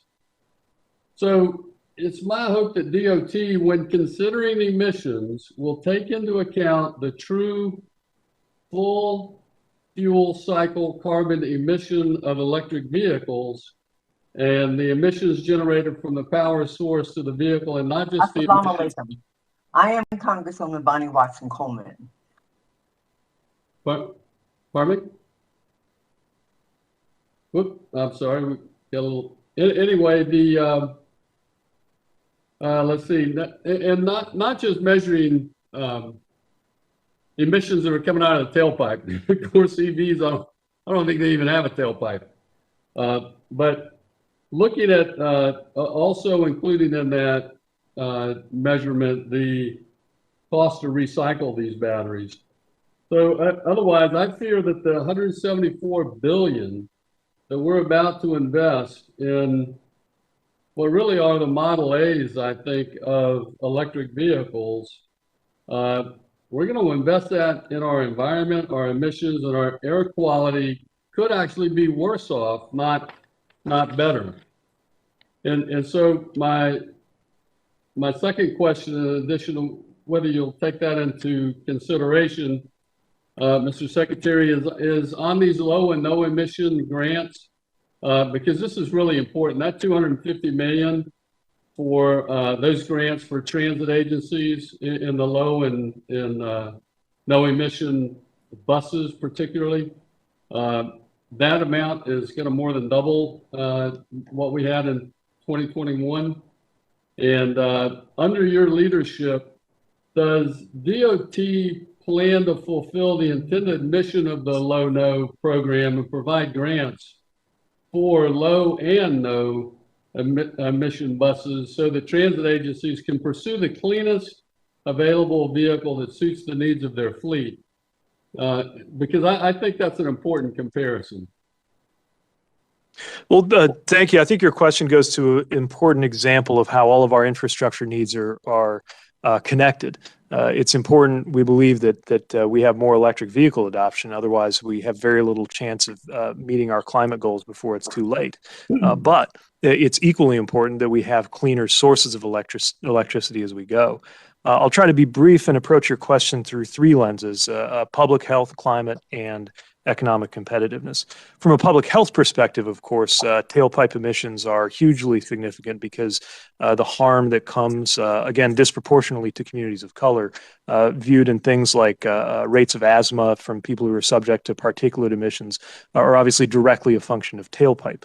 emissions. But I take your point that the carbon profile of driving isn't just about the tailpipe. It's about the power that goes into the vehicle too. And we do want to be conscious of that. Although I would suggest that unlike the carbon profile of driving a diesel or gasoline vehicle, it stands only to get better each passing year as our generation sources get greener. And then lastly, I would say this is also about our economic competitiveness, knowing that electric vehicles are certainly the direction that the world is going in, but it's not yet a settled question whether those will be vehicles made by American workers in American factories or in another country. And this is part of the president's vision for jumpstarting that. I would offer a friendly suggestion if you view these vehicles as comparable to a Model A, that you might enjoy joining me to test drive one of them, because some of what I'm seeing coming out of America's car companies are I don't usually covet cars, but they're pretty slick. Yeah, I'll have to take you up on it, Mr. Secretary. Thank you very much. I see my time has expired, Mr. Chairman. I yield back. Thank you. Mr. Aguilar. Thank you, Mr. Chairman. I just want to make sure that the committee is responsible for the insurance for the Transportation Secretary and Sheriff Rutherford out on the streets in these vehicles. Mr. Secretary, I was pleased to see a reference to the second Great Rail Revolution in OMB's initial overview of the President's budget for FY22. I'm proud that my district is home to an innovative transportation solution that embodies this rail revolution. San Bernardino County Transportation Authority, our local transportation planning agency, is pioneering what will be the first zero-emission, self-powered passenger train in North America through the Redlands Passenger Rail Project. Rather than having to construct cost-prohibitive new alignments, the train can operate on existing rail infrastructure, allowing it to immediately make an impact on passenger rail efficiency and effectiveness, and enable the delivery of the zero-emission passenger rail to scores of underserved communities throughout our region. Doing so establishes equity for vulnerable populations, as you've talked about multiple times, and is achievable only with a fraction of the investment seen in traditional light rail infrastructure. This project will reduce traffic and pollution in my region, Southern California's Inland Empire, and is a strong example of rail projects the federal government should invest in. What options are you exploring with regard to zero-emission passenger rail and low-emission transit to traditionally underserved communities? Well, as we were discussing a moment ago, when we're benefiting a traditionally underserved community, there's really a double benefit with those low or no emissions options. One is that we're simply providing great transportation infrastructure in a way that's climate friendly, but the other is that often we're mitigating some of the immediate public health harms that would be caused by the emissions from some of what we had been relying on in the past. So these are the kinds of things that I think fuse together what the president's Justice 40 vision has to say with some of what we're entertaining in terms of whether it's the low-no program on the buses or whether it's the rail budget and rail work we're hoping to do. So when we're talking about the Prime program that we're hoping will be approved, that we're proposing as part of the discretionary budget, or whether we're talking about the broader vision for the $80 billion in the American Jobs Plan. We think that these are things that should be done in a way that consider those climate and public health benefits when we can do something about the emissions too. And as you mentioned, this is not always about new tracks. Sometimes it's about optimizing routes that we already have. And I think that's something that's contemplated in the CRISI program, which is rightly very popular, but also something that can be contemplated in what we're setting up that's new. And then on the transit side, we do think that continuing support for those low and no emission grants will allow us to create those kinds of options for more communities too. So there's a lot of exciting things that are possible. We hope too that they're increasingly made, designed, and built in America. And it's an example of how transportation, job creation, climate, and equity can all fit together in a place like your district. Thanks, Mr. Secretary. I'm sure that we're going to get you an invite to come see this line with us, just like everyone else extending invitations. Our region is also, and I know you've heard this term, Mr. Secretary, and many counties within California are self-help counties. As federal investment in transportation has decreased, these counties, including my own, residents, Democrats and Republicans in wide majorities have stepped up to fund transportation and infrastructure projects through our local county transportation and sales tax measures. These projects have improved California freeways, improved pedestrian walkways, bike lanes, reduced traffic congestion, improved air quality. Currently, 88% of Californians live in and benefit from transportation and infrastructure projects in these self-help regions. So what can the federal government do, or I guess as the federal government is reinvesting in transportation and critical infrastructure projects, how can we make sure that those communities that have skin in the game, that are putting their resources on the table, are rewarded for taking that step, by increasing their local share for national projects? Well, that's right. There are many communities that have already stepped up, made decisions, sometimes tough decisions, to raise revenue locally to improve their transportation assets. And we want to make sure that we're encouraging and supporting that. It's why we're making sure that we have reasonable share agreements so that a federal dollar can help be a multiplier effect on a local dollar, which creates that much more benefit to making that tough decision locally. We're also trying to make sure that our, not just our grant programs, but when you look at the Build America Bureau, for example, and some of the financing that goes on, that can be part of an overall funding stack to get something big done. So we definitely want to make sure that our policies show regard for those communities or even states that have made those choices. Of course, the other thing I believe we ought to do is follow their example. If communities, counties, districts have been willing to raise revenue and use it to improve infrastructure, we here in Washington shouldn't be afraid to find a way to do the same at the federal level.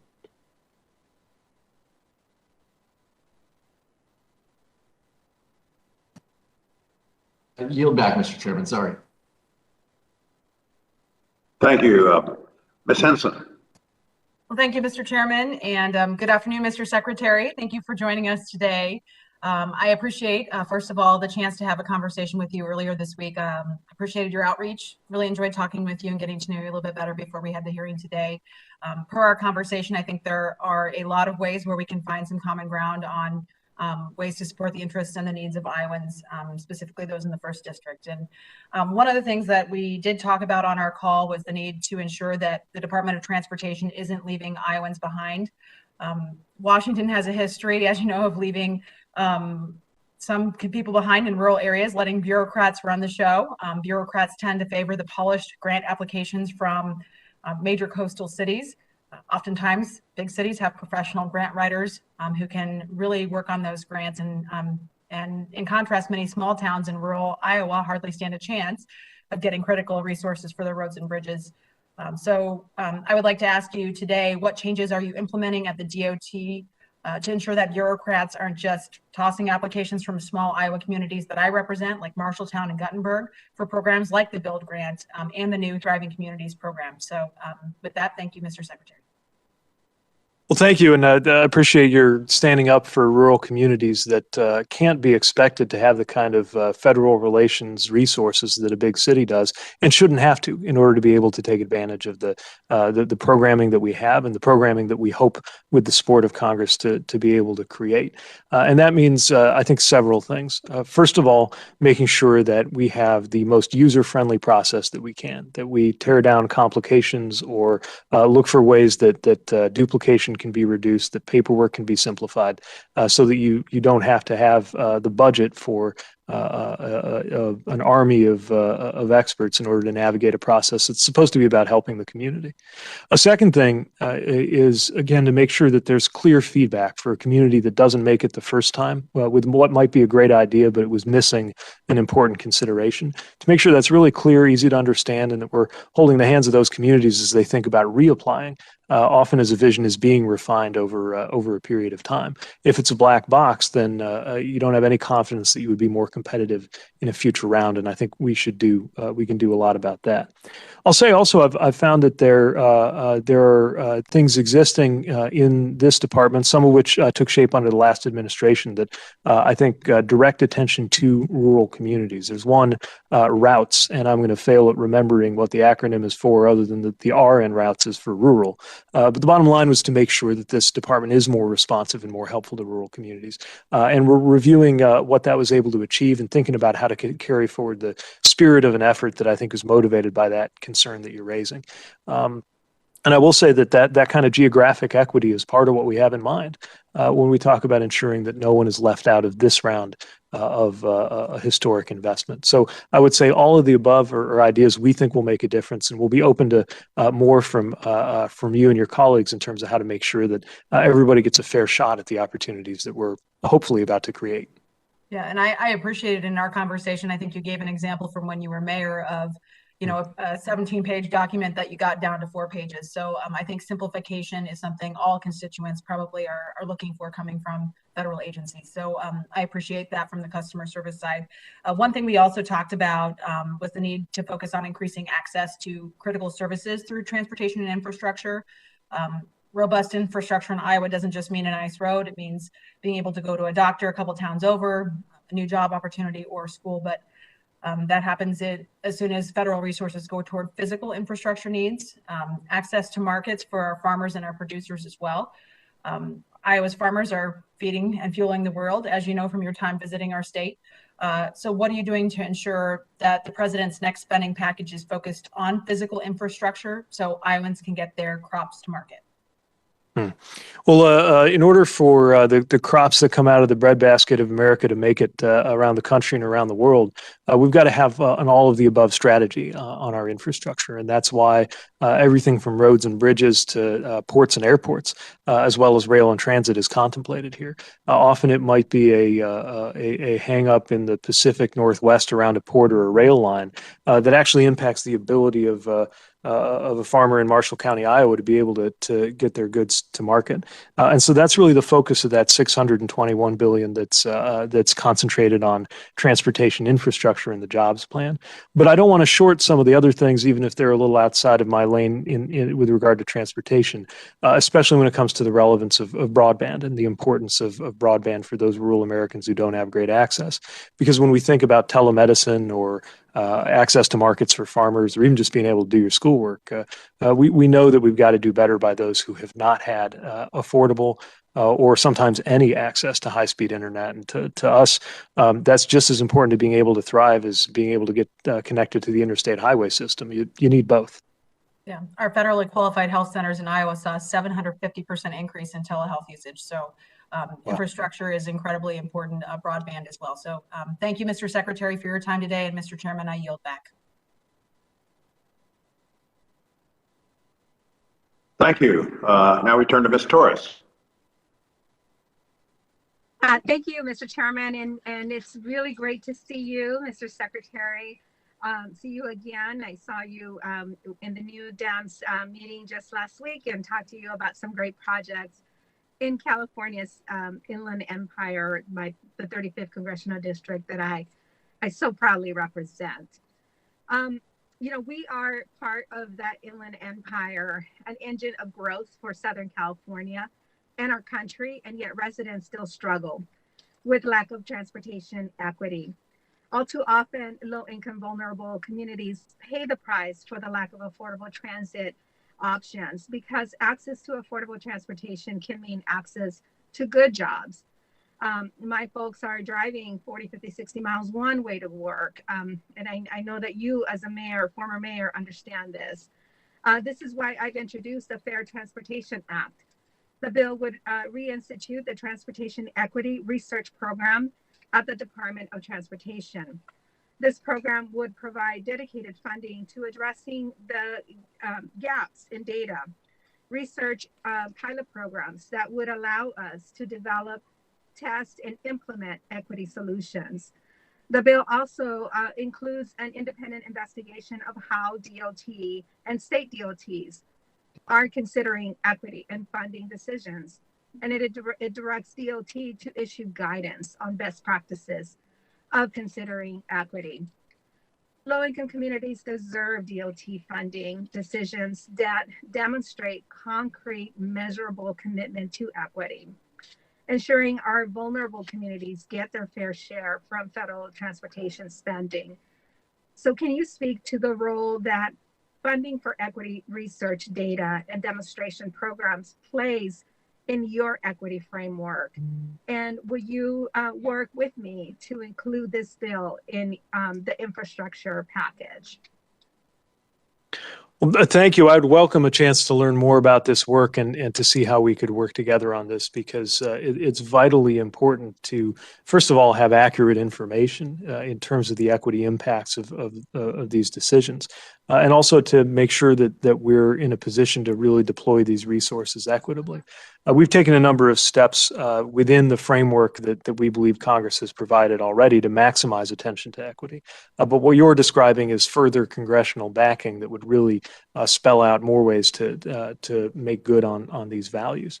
And a lot of these things are very much measurable, but it only happens if we actually make the decision to conduct the research, to find out whether there is a disparate impact in terms of particulate matter air pollution if a highway goes here instead of there, to find out what happens to your ability to get from the east side of a town to the west side of that town if a north-south highway is put through it, to find out the virtues and benefits of investments in anything from active transportation and having more safe bike lanes all the way through to high-speed rail through that equity lens. If we get it right, we believe that we'll succeed where past infrastructure investments in American history, however magnificent, have often fallen down and sometimes made things much worse.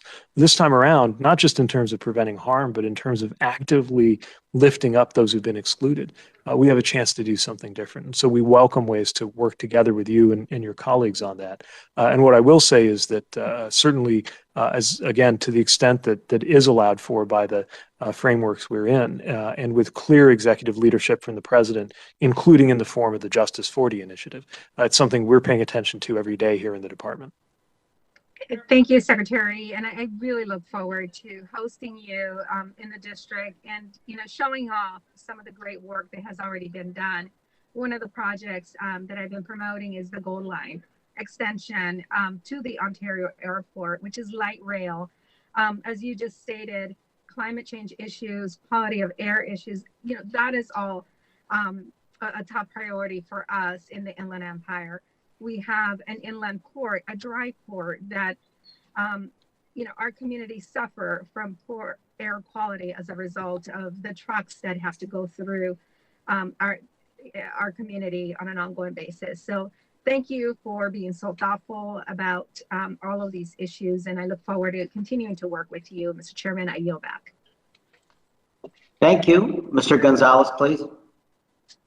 Thank you, Mr. Chairman, and congratulations, Secretary, on your selection. I look forward to working with you. I represent Texas's 23rd district, and it's larger than 30 states. Goes from San Antonio to El Paso, 820 miles of border. Much of that is very rural. I understand in the American Jobs Plan, there's 174 billion kind of plan for electronic cars or electrical vehicles. I'll be honest, my farmers and ranchers, they don't use Teslas to carry feed and hay. They use pickup trucks. So that really doesn't help a lot of the rural areas in my district. The other thing I'll mention is my district is 71% Hispanic. So when we talk about equity and ensuring that there's a fair equity for everyone, please keep in mind that there's districts out there that may not fall in that category that can utilize that. To the point of my question, for rural America, which is much of my district, how will the American Jobs Act, or in particular, how will the electric vehicle portion of that, how does that impact rural America? Well, I should probably begin by discussing electric pickup trucks. So if you look what Detroit is producing, in addition to some of the startups, it is extraordinary how they have been able to mobilize vehicles that are in that great American tradition of the pickup truck. But I would also suggest that it may well be that people in agriculture and rural Americans have the most to benefit, frankly, more than somebody with a short commute like I have here in Washington, D.C., because, of course, they're going longer distances, as you mentioned, going across your incredibly large district. You are burning up more fuel to get from point A to point B. So it would follow that the fuel savings that accrue to somebody who has an electric vehicle, such as an electric pickup truck, are more meaningful to you the greater distances you have to cover in order to do your day-to-day work, whether you're literally in agriculture or whether you simply live in an area that's less dense than one of our biggest cities. After all, it's in our biggest cities that people have often more alternatives in terms of the public transit options that come with density, like a subway, that simply aren't going to be there, of course, in areas like West Texas. Now, of course, the obstacle then becomes two things. One is cost, and the other is range. Now, with regard to cost, that's why the plan contemplates measures to reduce the sticker price rebates, much in the tradition of what Congress has already provided for in terms of that tax credit. That's important because sometimes it costs money to save money, and so we want those rural residents to be able to take advantage of the fuel savings. But we're asking them to pay too much up front if we don't create a little bit of a federal support to make sure that that sticker price is manageable. And then you've got range, again, especially important in an area like where you're describing, but certainly meaningful where I come from too, right? Where even if the cost adds up, even if you know you're going to save money, if you're able to do your job and get around your community in a quality American, hopefully union-made electric vehicle, it doesn't do you any good if you're not confident that you can cover that distance. That's where the charging stations come in. The president's vision to deploy 500,000 electric vehicle charging stations across the country makes sure that in addition to the economic barriers we're tearing down, we're also making sure that what's called range anxiety, not being sure you can get to where you got to go without charging, that we're speaking to that. Taken together, those are what give us the best chance, we believe, of kickstarting this market, supercharging it, no pun intended, in time for it to be American rather than foreign companies that lead the world in the next round of electric vehicle production. Thank you. Thank you for that response. Now, one of the things that is extremely important to my district is ports, and trade between Mexico is critical, especially for many of our border cities like Eagle Pass and Del Rio and El Paso, Presidio, and others. So that's certainly part of it. And of course, roads, right? With a district this size. In particular, I want to talk about some of the initiatives. A lot of these cities don't have the funding, to tackle some of these big programs. Some of the initiatives that I think are interesting, I see 110 million for the Thriving Communities Initiative pilot program. I bring that up as one example, but are there other examples of things that are maybe beneficial to the little guy, to the city level that is really critical to this overall piece?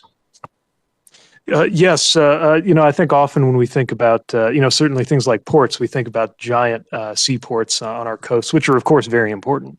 But land border crossings, inland ports, ports of entry, those are also contemplated in the American Jobs Plan, and would love to work with you to make sure that we've tuned that in the right way to benefit the kinds of communities that you're talking about. Getting this right has to mean that it works everywhere, and we recognize that it's often the smaller communities that, but for your advocacy, might not have that natural way of finding a voice in the federal agencies, and we want to make sure that we get that right this time. Thank you, Ms. Wexton. Thank you, Mr. Chairman, and thank you, Secretary Buttigieg, for joining us today. And it's been great to hear your remarks, and I'm really excited about the Americans Jobs Plan. Now, as one of the two members on this committee who represents the DC metro region, I want to welcome you and Jason to the DC area. And I was really pleased to see that you met with Metro transit workers, frontline transit workers, very shortly after you were confirmed. And I was curious, have you had an opportunity to ride Metro since you've moved to DC? Not since I've come this time, but I'm a big fan, and I still have my my Metro card, so I'll be using it liberally as circumstances allow. Good. Well, you're in luck, Mr. Secretary, because as you may be aware, the Silver Line is coming out to Dulles Airport and beyond into Loudoun County, where I live. And I'm very excited about it because it's not only going to give my constituents a direct line into DC, but it's also going to allow people from DC and the other regions to come to Loudoun County and see all that it has to offer. So I want to extend to you an open invitation as that project nears completion to come out and take a ride out to Loudoun County. You can even take a direct line from McPherson Square right next to the White House. So nice, easy drive.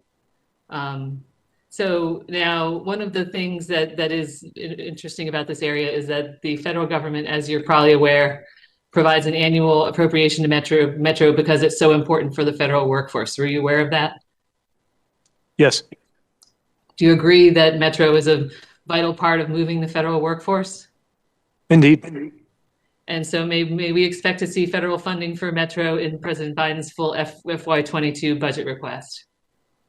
So of course I'll defer to the full release of the budget, but what I'll say is that this is certainly important as a matter not just of policy because we care about transit, but also because the federal workforce, which I've now joined, relies so much on that kind of transit in the national capital region. So again, count me as personally interested. I haven't quite figured out how to get the Smart Trip card onto my phone. That's going to be the next level for me as a commuter. But let's say that I'm personally interested and interested on a policy basis in making sure our strong support continues. All right. Well, we will look forward to seeing the full budget request, and I really hope that money for Metro is in there.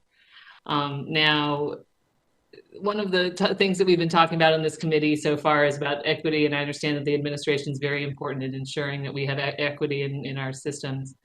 And one of the things that happened during COVID is that COVID has really deepened the inequities in the transit system, because a lot of frontline workers don't have the option of teleworking, and they needed to take transit to get to work. But meanwhile, schedules were cut, and with the way that the systems were set up for that 9 to 5 peak, peak rush hours, I think that as we go back to whatever the new normal is, I know the transit services are rethinking their fare prices, peak versus non-peak, and trying to better tailor their services to those who need it. And can you just talk to us a little bit about how the American Jobs Plan can support transit agencies in trying to provide more equitable service, and what role the Department of Transportation can play in that? Certainly. First of all, as you've pointed out, we're entering what's likely to be a future that doesn't resemble the past in terms of commuting patterns. We're even as not just as a policy body, but simply as an employer with a lot of people who came to work in this building thinking about that future as we hopefully have a safe return to work. In that context, we also know that our transit infrastructure hasn't been backed up or maintained the way it needs to be. Across the country, we estimate a repair backlog of over $105 billion.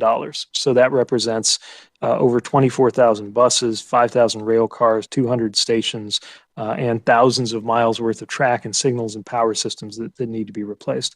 That's part of what motivates the $85 billion request and vision that's in the American Jobs Plan, an awareness that we really need to take care of what we have and guide it into the future. And I would also add that I've really been thrilled to see the spirit of partnership that we have on an interagency level, looking at how, for example, transit-oriented development, which we're working with my counterpart, Secretary Fudge, to support between HUD and the Department of Transportation. And that's really a great, needs to be an integrated that's a great segue, Mr. Secretary, because my time is running short. One of the great things about that Silver Line extension is that it's extending into a lot of what had been basically unimproved property.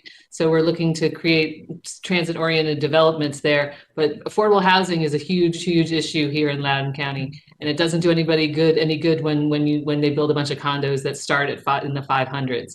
So how can we ensure that transit-oriented developments in these new developments are affordable?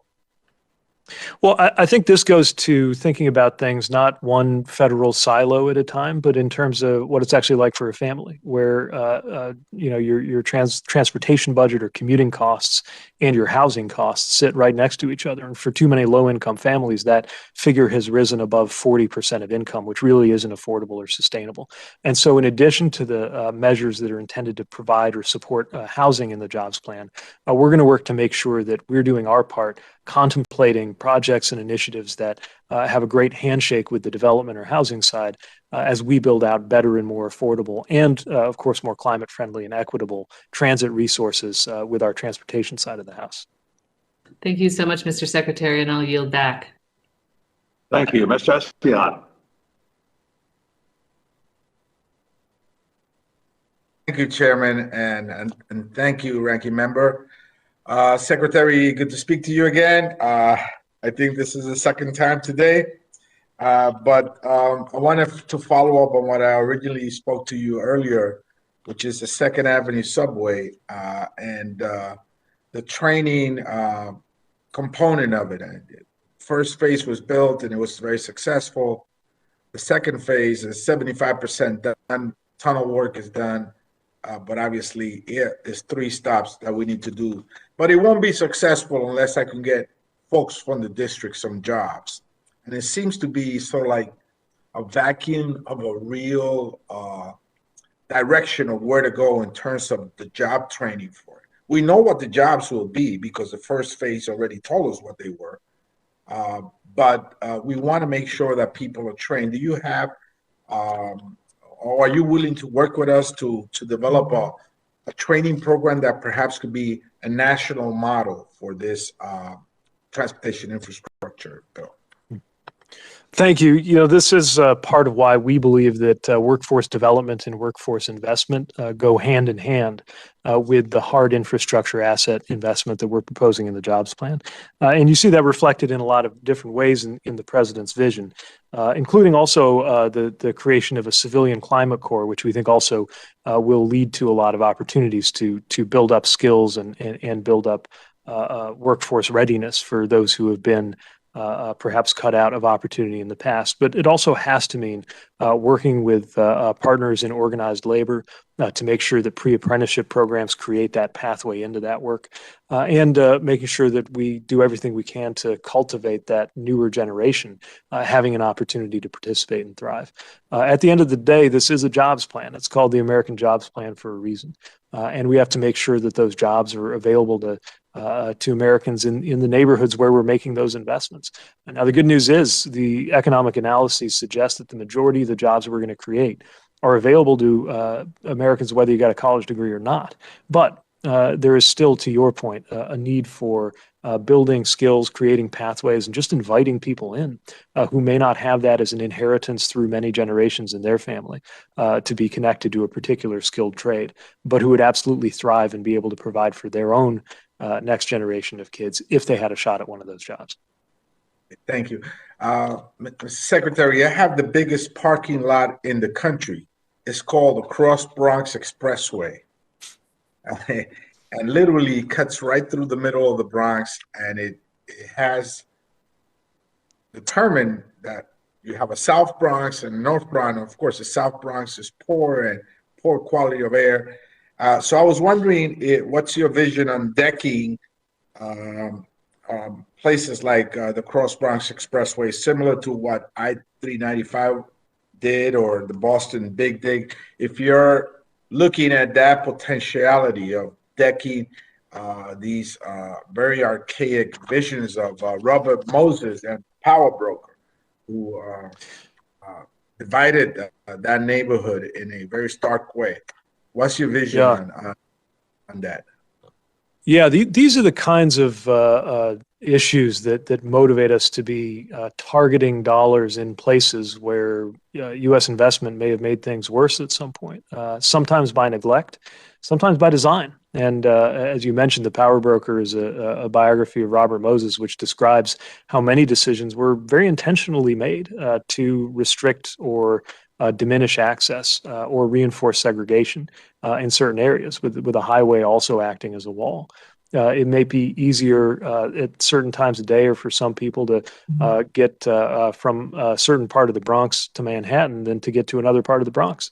And when we talk about reconnecting communities, these are the kinds of concerns that we have in mind. A highways to neighborhoods approach or mentality that would be a lot better resourced if we could build this Thriving Communities initiative that we're hoping will be part of this budget this year and that could be supercharged by the investment called for in the American Jobs Plan. Well, thank you, Mr. Secretary. I hope I could treat you to lunch at Sylvia's and we could maybe get to that tunnel, Second Avenue tunnel, Second Avenue subway, and you can see the Cross Bronx Expressway. And of course, there's the issue of housing, NYCHA, and $70 billion that we need to repair the housing stock that houses over 400,000 people. Thank you so much. I look forward to working with you. I yield back, Mr. Chair. Thank you, Mr. Trump. Thank you, Mr. Chairman. Mr. Secretary, as a second member of the Capital Region, I want to absolutely welcome you here to Washington. And I think the Biden administration is really going to be well served by your studiousness and thoughtfulness. So we're really excited to have you in the chair in transportation. My district starts in Montgomery County, very urban, and goes in Maryland up to Western Maryland, very rural. So we have a wide variety of challenges. But I want to start off by talking about how your budget request will impact rural airports, like one I have in Hagerstown, Maryland. And the budget speaks about ensuring how will it ensure rural communities continue to have access to convenient and affordable air travel. The Biden administration has placed an emphasis on creating more equitable systems of transportation, and the Essential Air Service, EAS, is aligned with that goal. Do you see an opportunity to issue any new waivers in the EAS program? Well, thank you for the question that reminds us that airports are not just important in our biggest metros, but they're also something that can be a lifeline for rural areas. And we do support the Essential Air Service program, and I can tell you this department will continue, as much as Congress supports and funds the EAS program, will continue to be working to make sure that rural and underserved communities have the benefits of those links. I know that there was a real concern, especially with the employment numbers that declined severely because, of course, the effect of the pandemic on air travel. And so the Congress provided a temporary reprieve that I think made it possible for many communities to continue benefiting from EAS in the Consolidated Appropriations Act. And I think we need to continue to monitor what's happening in the aviation sector as we hopefully see it return to full strength and make sure that we're keeping our policies in line with realities on the ground while working to make sure that those very important lifelines are sustained and supported. We'd love to follow up with you at a later time about the employment numbers, because this particular airport was closed by EAS, even though it met the employment numbers during the last administration. You see an opportunity to leverage the EAS program to accomplish some of the administration's climate goals, such as, do you envision initially deploying climate-friendly innovation into regional airports as a test? Well, I'd certainly be interested in discussing or exploring that more with you. There's at least three things going on that I think are worthy of note that have a climate impact when it comes to aviation, that are certainly potentially part of what we're doing to support smaller airports. One of them is the growth of sustainable aviation fuels, still arguably in its infancy, but something that will have to be developed in a much greater degree if we're going to meet our climate goals and have the aviation sector be a part of that. Second is what's going on with air traffic control and making sure that there's no unnecessary hang time for aircraft because we have outdated routes, and that's why the whole next gen effort is very important at FAA. And then a third that I don't think is talked about as much, that's not about airside at all, but I think to your point could be a very interesting one to explore in rural areas and smaller airports, which is land use, something that certainly in the agricultural sector we know is a very important part of possible management of carbon. And when you consider the sheer amount of acreage that an airport represents, provided that it can be done in a way that is consistent with security and operational needs, I've heard of some interesting ideas that have been raised there that I'd love to explore with you. I appreciate the administration's focus on increasing opportunities in the rural parts of our country. And I'm really interested down the road in engaging on this topic because I see the EAS as a key program in providing new economic opportunities in rural areas as we roll out broadband across this country. So I'd encourage you to examine whether DOT can down the road issue new waivers for rural airports communities like Hagerstown, Maryland, really need help to move forward. So I thank you, Mr. Chairman, and I yield back. Thank you, Mr. Crone. And that concludes our first round of questioning. We'll now undertake a second round. Let me remind members that we are continuing through this hearing despite the interminable series of votes on the House floor. If members can just come and go and rejoin the meeting, I will do the same thing, and we'll try to keep going and take account of members' questions in this second round. So, Mr. Secretary, take a deep breath, and we'll start the next round. I want to continue the talk about airports. The FAA estimates that about $44 billion is going to be needed over the next 5 years for capital improvements across the nation's airports, maintaining airfield pavement conditions, geometry, lighting, capacity. All of this is essential for safe flight operations and for the nearly 3 million pre-pandemic passengers that rely on the U.S. airport system daily.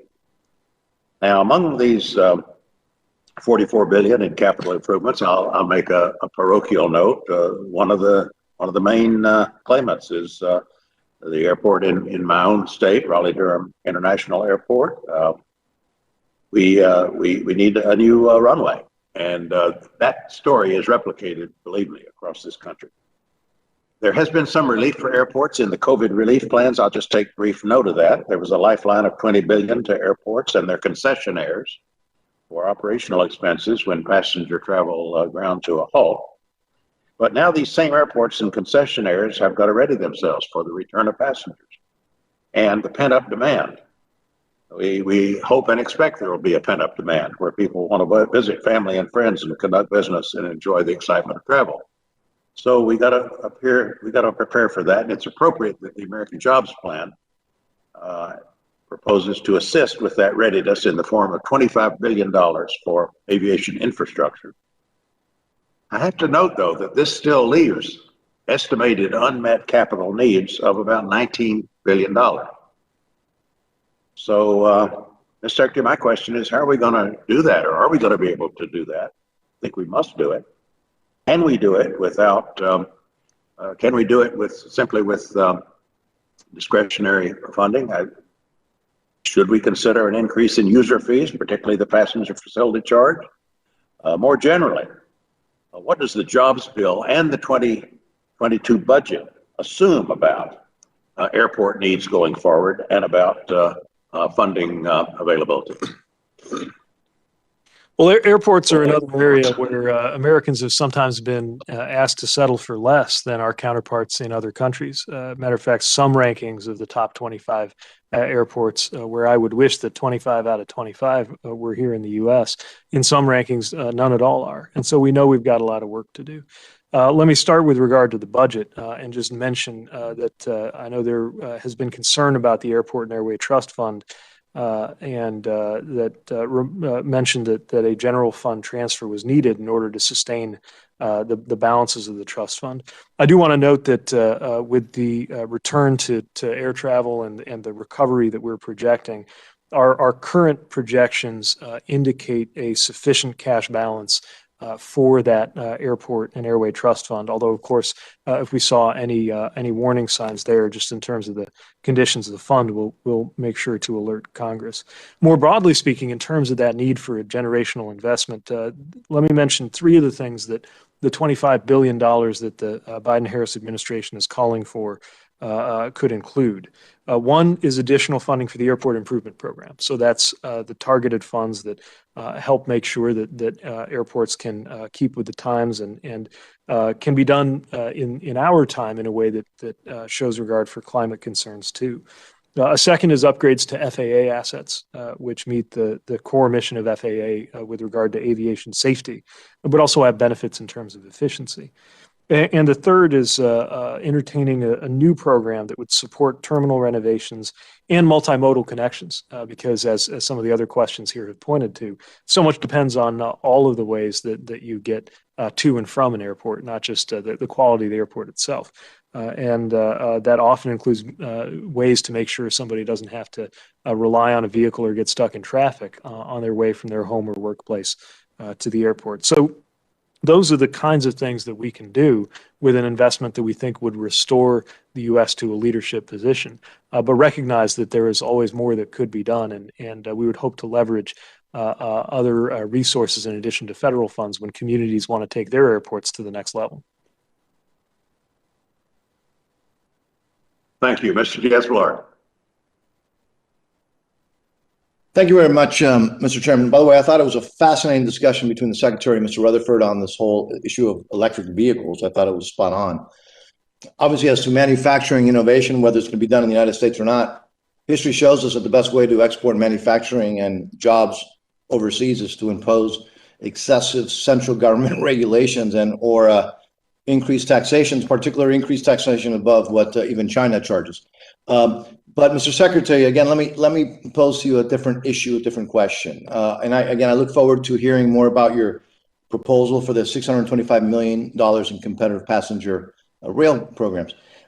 We talked a little bit about the concept at the beginning, but as you refine this proposal, I would ask that you carefully review passenger rail projects that have succeeded without significant federal funding. There's the Brightline project in Florida and the Texas Central Railroad, which I think is from Dallas to Houston. I think these are the type of projects that show that the private sector can and will come to the table and bring new passenger rail to our communities. So again, I just hope that you, and I don't know if you've had a chance to see what they're doing, but I hope that you looked at as something that we can incentivize more of to get more private participation, private money, because obviously that helps save taxpayer money. Thank you. Yes, I'm aware of the opportunities there that those two projects represent, showing that there is interest often on the part of private capital to support rail development. We think that reflects the economic opportunity that's there. And of course, any time that we can get more bang for a federal buck, the better. And so we'll make sure as we refine and develop the program that it accounts for the different ways that you can capitalize rail assets. The focus for us ultimately is outcomes and making sure that that our passengers have access to the highest standard. And of course, there has to be national policy setting out what the country's vision is. But if there are more players who can help benefit passengers, that's a welcome thing.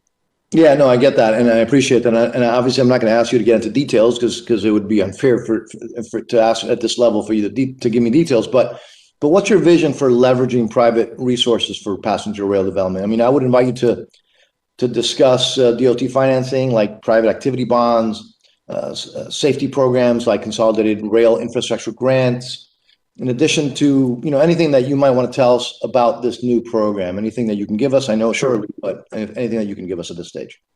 Sure. I mean, first of all, the two programs that you just named, I think do point to where we can continue to do good work. You look at CRISI, the Consolidated Rail Infrastructure Safety Improvements, what those are able to do, not just for safety, but often for quality of life. And I say that coming from a community where a lot of folks live near railroad tracks, and it matters a lot. Everything from sound to emissions, how those are doing, in addition to the fundamentals of minimizing conflicts at grade crossings and other quality investments that can be made.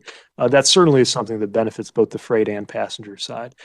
Private activity bonds could certainly be part of the picture. I would want to double check some of the authorizations and what they allow us to do. But what I can tell you is that this is a popular program. It's one that's approaching its cap, and one I think that has really demonstrated a lot of success. What we're hoping to do with the Prime program, the new one that we're proposing here, is to make sure that we're supporting a range of different kinds of intercity rail. We all know Amtrak, and by the way, I also think it's worth mentioning, Amtrak was approaching operationally running in the black just before COVID hit and just devastated their revenues. But what we're going to see, I think, as we return to a more normal level of demand, is the fruits of some extraordinary work that's been done on the operational side. But we know that the capital needs are not part of that. They're mounting, and unmet capital needs ultimately drive up operational costs. So that's kind of the Amtrak piece. But with Prime, we also see a lot of commuter rails and rails run by regional or state or local authorities that stand to benefit from federal investment, including those in the middle of the country, as well as the coastal communities more traditionally associated with rail. So would welcome a chance to work with you to continue refining this vision or to offer more details. But these are the kinds of areas where we see a lot of promise.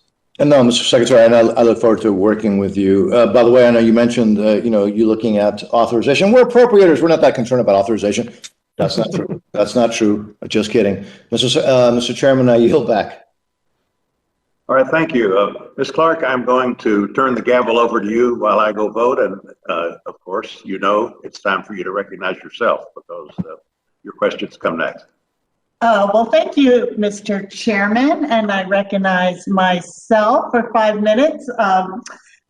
Thank you so much for staying with all our questions. And I just want to go back to something that Representative Gonzalez mentioned, and I am very excited that the F-150 electric truck is supposed to go into production a year from now. So exciting news coming up, but I want to ask you about some of the investing in mitigation and resiliency that doesn't just make our communities safer, but we know is a really wise investment.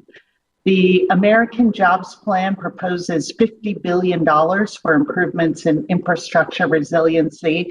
I'm hoping you can talk about the priorities that you are looking at for that investment. And if you can tell me how you're going to incorporate nature-based solutions, such as reefs, beaches, vegetation, into your plans. Thank you so much. Thank you.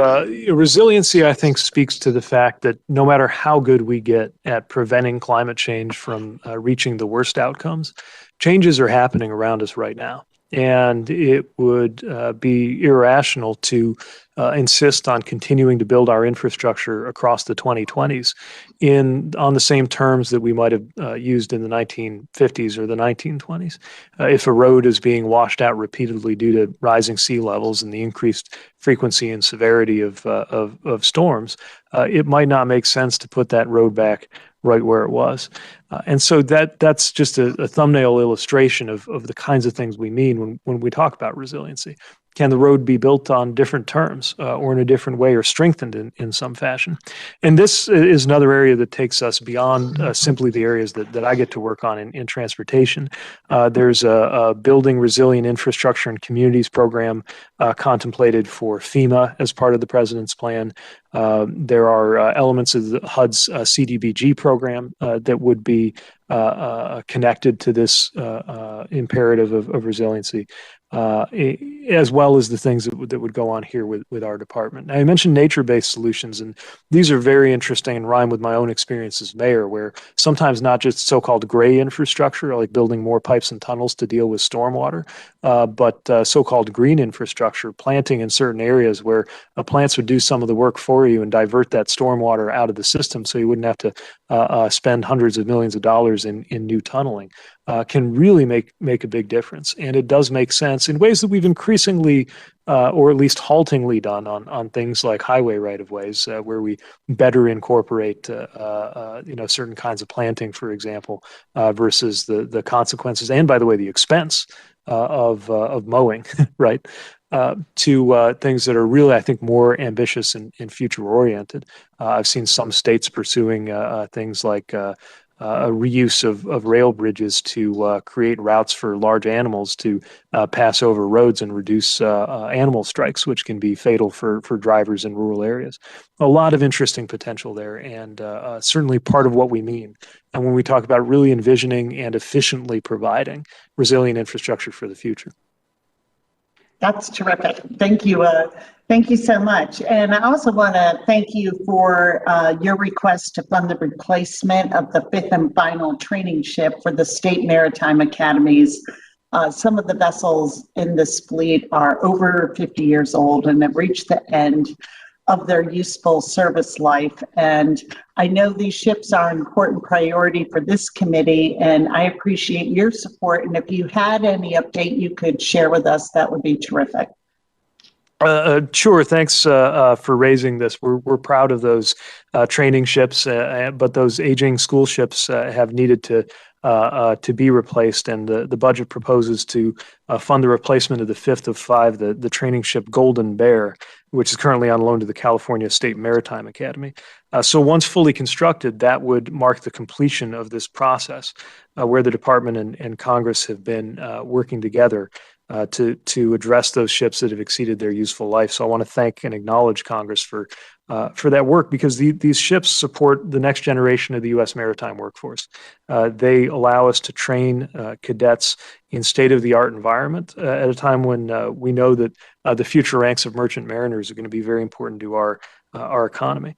And of course, this is also about our shipbuilding and that industry that we support here. So let me quickly share some notes that I have on a timeline. We are close to being underway on the completion of the first. Of course, there's a long pipeline, so to speak, for these, which was the Empire State due for replacement at New York SUNY Maritime. As we head into next year, we're excited to see that delivery date cemented, and then we'll go through Massachusetts, Maine, Texas, and now, with your support, California. And it'll be a great day when we can celebrate the completion of that fifth of five ships. Thank you so much. We really appreciate your partnership on that. And with that, Congressman Rutherford, you are up. Thank you very much. And I want to follow up on the shipping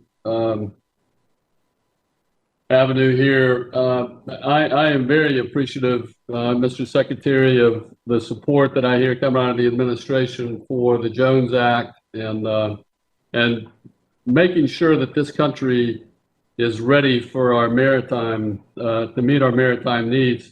And I will tell you, this kind of goes to the LNG issue. You know, in Jacksonville, for example, we have two of our container operators, Tote and Crowley, who both operate LNG powered vessels that run between Jacksonville and Costa Rica, or I'm sorry, Puerto Rico. And that is a 30 to 40% carbon savings that is going on right now.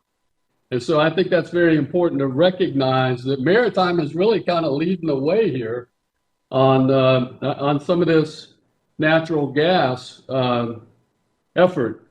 But I want to go back to your offer to go ride in an electric vehicle for this reason, because when I talk about EVs, and I call them a Model A, I'm not talking about the comfort. I'm talking about the technology.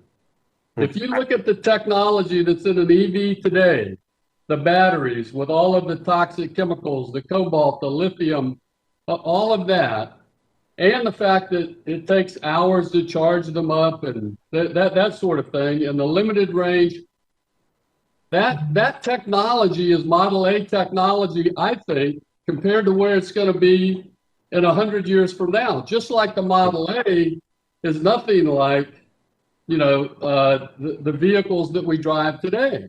And so that's really the comparison I'm making. It's technology, not comfort. And so what I would like to ask, if there is there a comparison somewhere of the carbon footprint per mile? I don't know what you may want to call it, Mr. Secretary, but between a battery that is fueled by electricity from a power plant, compare that footprint to LNG, CNG, and then to gasoline, so that we can really talk true comparative numbers here, the full fuel cycle. Yeah. So first of all, I take your point that you know, LNG and CNG are not the same thing as diesel or gasoline, and we ought to make sure that we understand those nuances as we're pursuing energy policy and transportation policy. With regard to the particular analysis you're describing, I think it's important to follow that because, again, an electric vehicle is only as green as the electrons going into it. And we need to make sure that and I've spoken a lot with my counterpart, Secretary Granholm, about how to make sure we win the race to have a cleaner generation on it. And, by the way, just a grid that's up to the job, right? At the same time as we're trying to win the race to be the country that leads the world in EVs. I think it can be a little variable because so much depends on, of course, where you are, right? So if you're in, if you got a home where you got a south-facing garage on your rooftop and you got a solar panel up there hooked up to your wall charger and you're charging your car off of that, then your carbon footprint's zero. If you're in an area that's mostly reliant on coal-fired power plants and you're plugging it in and going right to the grid, very different story, even if we're talking about the same car. And I would add that another interesting feature of some of these cars is that sometimes they can actually be set to select when to charge it. You know, if you're plugging it in overnight, knowing that during the day you might have gas peakers running to supplement electricity that at night is more likely to be coming from more renewable steady state sources. So I certainly take the point, and we'll be interested to run down some more analysis on that to see how we can really meet our goals, not just in terms of the car, but in terms of the power that feeds it. Yeah, thank you. And I know this technology is going to move forward in battery development and performance, but it is new, fairly new. And I'll close with this if you give me a very short answer. I've only got 30 seconds left. I don't see any new money in the budget for roads, highways, and bridges. That kind of that surprised me. Can you talk a little bit about that? Why that's not in there? Sure. So again, I mean, part of this, of course, relates to the discretionary versus mandatory breakdown, and more will be coming on those programs. But I do want to point to the fact that the jobs plan does entertain very specific dollars for roads and bridges, 20,000 plus road miles, 10,000 plus bridges. So you'll see the routine stuff in the mandatory side, but I don't want to short what's in the jobs plan. Yeah. Right. Okay. But my time has run out, Mr. Secretary, but thank you very much for your being here today. Thank you. Mr. Chairman, Thank you. Ms. Torres. Thank you, Mr. Chairman. And again, Secretary, I apologize. I just realized I forgot to tell you that I'm in a phone booth. Infrastructure is pretty lacking here in the U.S. Capitol. So we might need your help there to get up to par with these ongoing meetings. I want to talk to you about a new dam priority, and that is alternative financing measures. In the last surface reauthorization, I was delighted to see my bill, the Regional Infrastructure Accelerator Act, become law. RIAs aim to help local governments effectively leverage funding to produce impactful infrastructure projects on an accelerated timeline. Mr. Secretary, I understand that the Regional Infrastructure Accelerator Program will be operational in the fall of this year. How does this program fit into the transportation framework of jobs, sustainability, equity, and what do we need to do to ensure that this program is successful, for all cities? Well, thank you for your attention to this, and I'll want to make sure I go back and get more details on the specific timeline for the program you're describing, so that I don't wander out of my depth speaking to you now about this opportunity. But what I will say is that we want to make sure that we're supporting investments that do have that overlapping quality you're describing. They represent innovation, they deliver on our equity goals, and they benefit the economic vitality of the communities that propose them or that we choose to support. And we're so glad to have a congressional wind in our sails to be able to go forth and do that, because the folks in this building, when you give them an opportunity to help drive something that aligns with the innovative capabilities of the American transportation sector, what they come up with is inspiring. Thank you. And, I would love to work with you to see how we can include reauthorization for this project in the infrastructure package. Mr. Chairman, I'm going to yield back.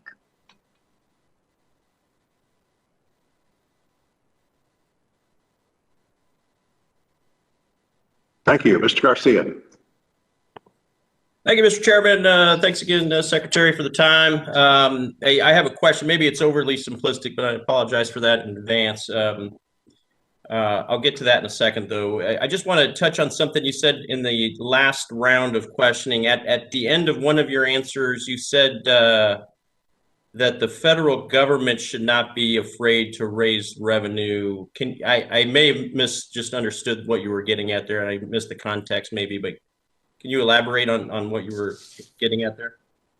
Sure. So, in my experience as mayor, when people understand what tax dollars are going for, there's a lot more comfort and support and trust there. And you see that when there's a school district putting together a bond to get new schoolhouses. You see it in the remarkable success of initiatives across the country. I've seen them from Texas to California at the local level to put together the revenue to make a big investment. Now, of course, that's what the president's seeking to do as well. Although in this case, it doesn't involve asking the ordinary Americans to reach into their pockets the way that many individuals have been willing to do in some of these school bonds or other local things. It's done simply by asking corporate America to pay its fair share. But at a national collective level, it's the same thing philosophically. It's a country deciding that we're going to set aside some amount of our productive capacity to make an investment in our competitiveness. And of course, through the history of civilization, that's how infrastructure has been funded, but it doesn't happen without political will. Sure, I got you. Okay, just wanted to clarify. I would just submit, we don't have to get into a tax debate here, that when corporate America pays taxes, when those who create jobs pay taxes, we all end up paying taxes or losing our jobs in return. But my simple question is why is 571 billion the right number? I don't mean that to poke or to question the intent, but can you just give us at a top level the elevator speech on why 571 within the Jobs Act for the transportation elements is right? Sure. And of course, as you know, there are a lot of different perspectives on this. Some folks saying to go even further, others saying, can we put together that much? But it was really driven by an awareness of the need that we face as a country. Our department estimates about $1 trillion backlog just in maintaining what we've already got. You look at, I think the chair cited the American Society of Civil Engineers numbers, which may not quite be apples to apples to what I'm describing, but show another need, again, in the trillions for what we've got to do as a country.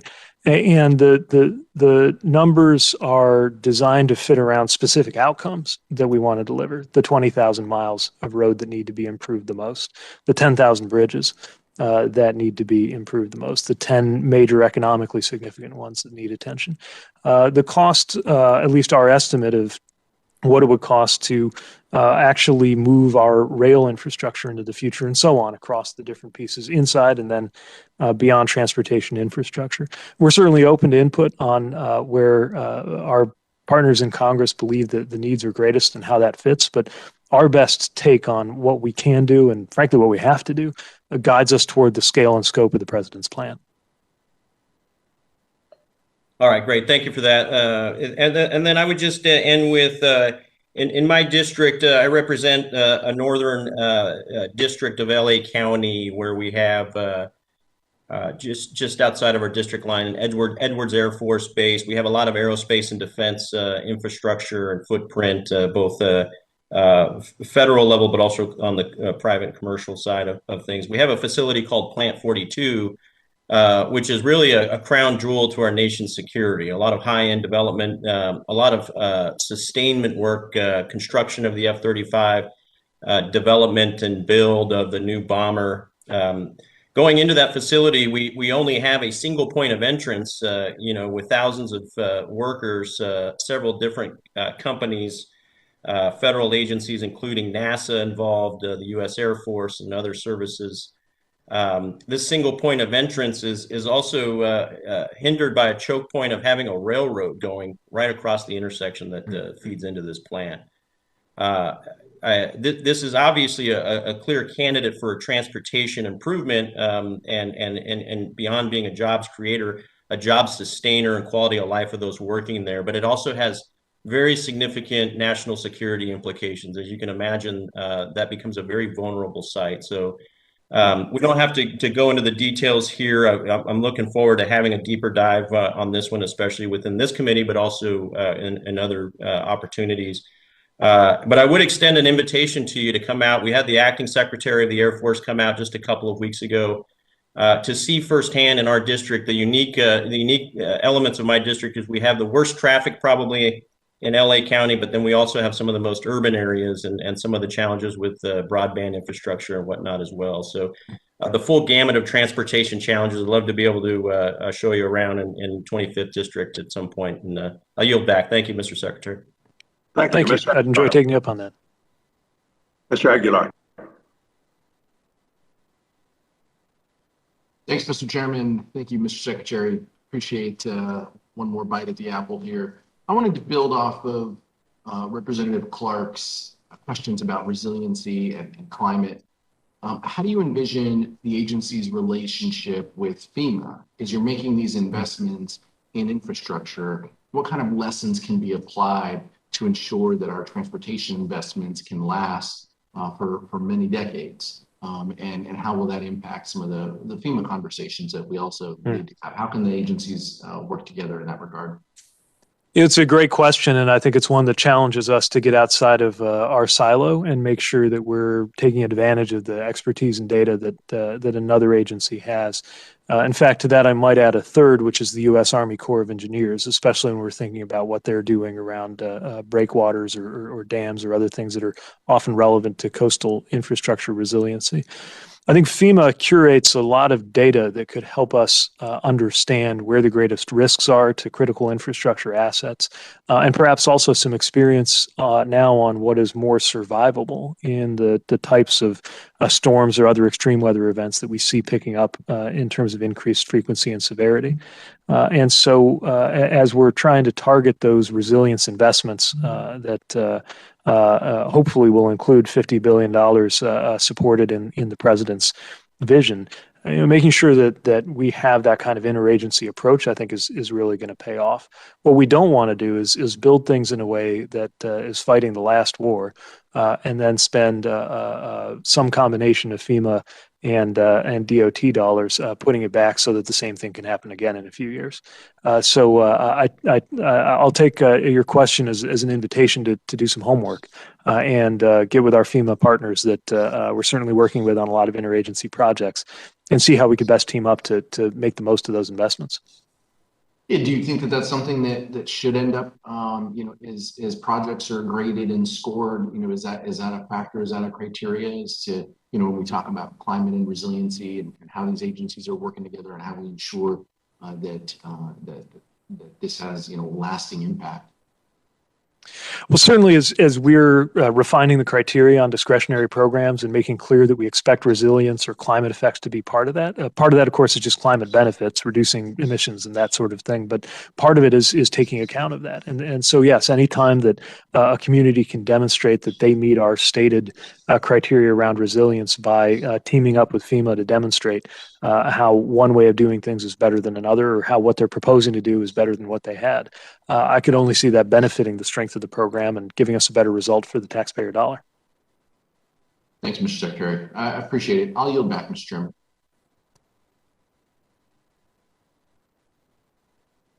Thank you, Ms. Henson.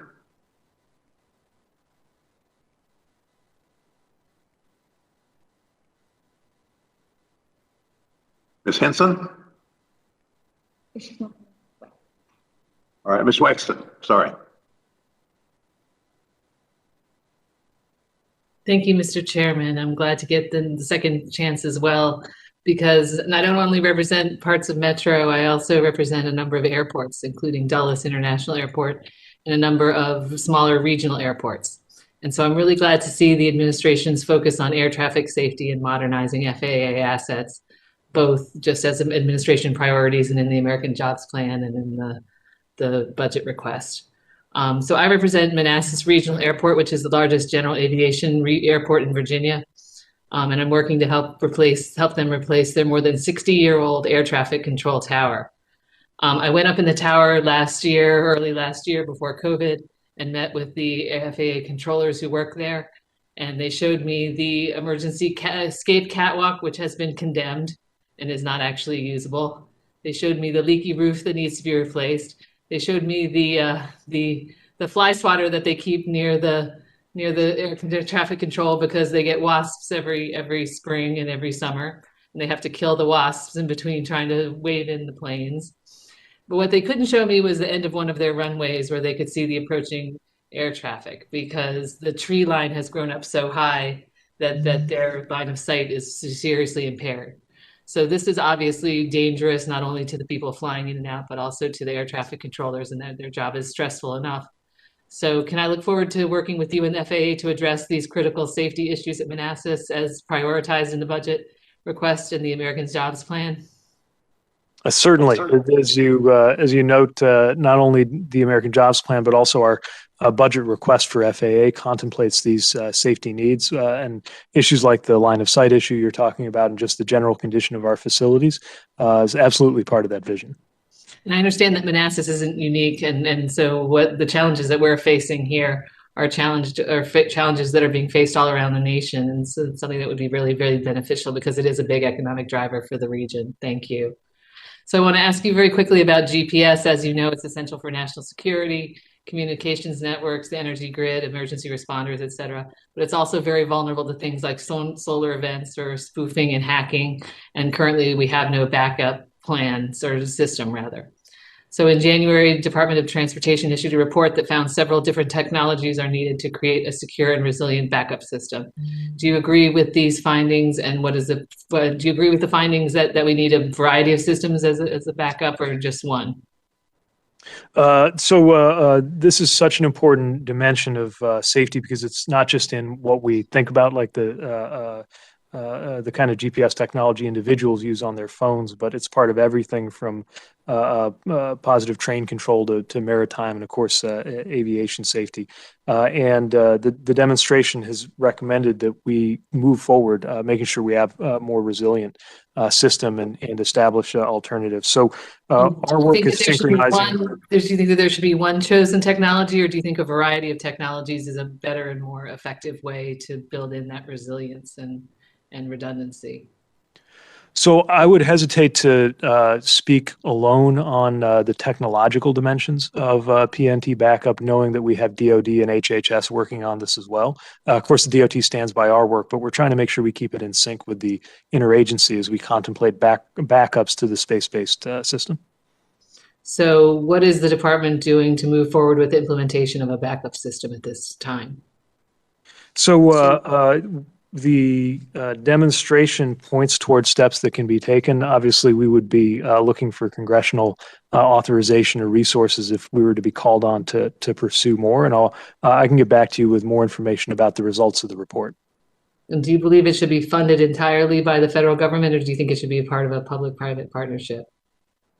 Well, when we're talking about security critical infrastructure, it would certainly create a higher bar for there to be any mechanism outside of our traditional infrastructure resources federally. But I think this is something that's still getting a lot of discussion and would be open to more insights and input, both across the interagency and from Congress. Thank you, Mr. Secretary, and I'll yield back at this time. See that Ms. Henson's now returned, so we'll recognize her. Thank you, Mr. Chair, and thank you, Mr. Secretary, for being patient with us as we're all running around to go vote for this second round. So I want to go back to something that you and I talked about in our call earlier this week, and that is the importance of biofuels for Iowans. As we're looking at transportation of the future, I think that there's a real opportunity there with some innovative and promising new transportation technologies. So I just, first of all, want to say I encourage you to be prioritizing biofuels producers in those conversations. They're ready and willing to come to the table on those. They have a clean, renewable source of fuel for Americans and the world. We're seeing increased demand for that, as I have mentioned, in some other foreign countries, including Great Britain.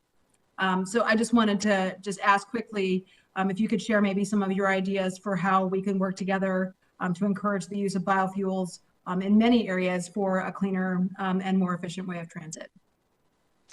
Well, again, this is an example of where I think it pays off to consider not just the tailpipe or engine emissions, but the life cycle of our various fuel sources. And that story is very different for biofuels than it is for other petroleum-based fuels, even if they wind up going into the same tank of the same vehicle. And so we need to make sure that our data and our policy decisions reflect that. I'm very interested in the ongoing conversation about sustainable aviation fuels, because again, that seems to be an area with a lot of still to be discovered possibilities in terms of technology and certainly in terms of scale, and would welcome opportunities to work with Congress to explore more about how that might be relevant to work that's been done initially with more of a view to surface transportation in the biofuel sector. And I think we should continue to have conversations about what transitions look like too, knowing that everything from electricity generation to the fueling of passenger vehicles, locomotives, trucks, trains, and even ships is going through evolution on different paths for each mode. So would invite further conversation on this, and think it's a point well taken that those who have a lot riding on the future of biofuels need to be in these conversations and at the table. Yeah, and I think with that point made, I would encourage you to work closely with Secretary Vilsack as well, another fellow Iowan who really understands obviously the importance of our agriculture producers and our biofuels producers that can really help us continue to fuel the world. One other issue that I wanted to touch on, the airport improvement program. It's huge for Iowa and our airports. Our small rural regional airports and municipal airports provide a critical point of access for my constituents, along with many Americans. So those AIP grants are essential for many of the smaller airports. So unfortunately, the skinny budget that we have doesn't really detail specific information on AIP. So I would just ask, are you expecting that the request for this program will be about the $3.3 billion authorized? Where are you expecting that to end up? So wouldn't be able to predict numbers before the full release of the budget, but I will say that we recognize the value of the AIP program, and it's important to continue supporting our aviation infrastructure, even if it's not getting talked about as much as things like roads and bridges. Well, I encourage you to keep an eye on that, and I look forward to working with you on that to continue to spotlight and make sure it gets the attention and the resources it deserves. So with that, Mr. Secretary, thank you, and Mr. Chair, I yield back. Thank you very much. I believe there are no other members on the call that have not been recognized for the second round. That's the best we can tell from here. Anyone else? All right, we'll do an even briefer third round, and then see who the really inveterate subcommittee members are here. Certainly got an inveterate secretary. We appreciate your hanging with us. I do want to have a third round and to raise the question about passenger rail in particular. I'm not the only one doing that today. I think it's pretty clear from a lot of members' comments that we're pleased to see President Biden's strong commitment to intercity rail, the $80 billion commitment in the American Jobs Plan, and to see that carried through the budget request as well, with $625 million for a new passenger rail competitive grant program and $2.7 billion for Amtrak. Now, Amtrak has a central role, of course, in fulfilling the promise of world-class passenger rail service in the U.S., but it's not the only item in the rail budget. The local and state governments are also critical to achieving the goal. States like North Carolina, Connecticut, Virginia, others have successfully improved or expanded passenger rail.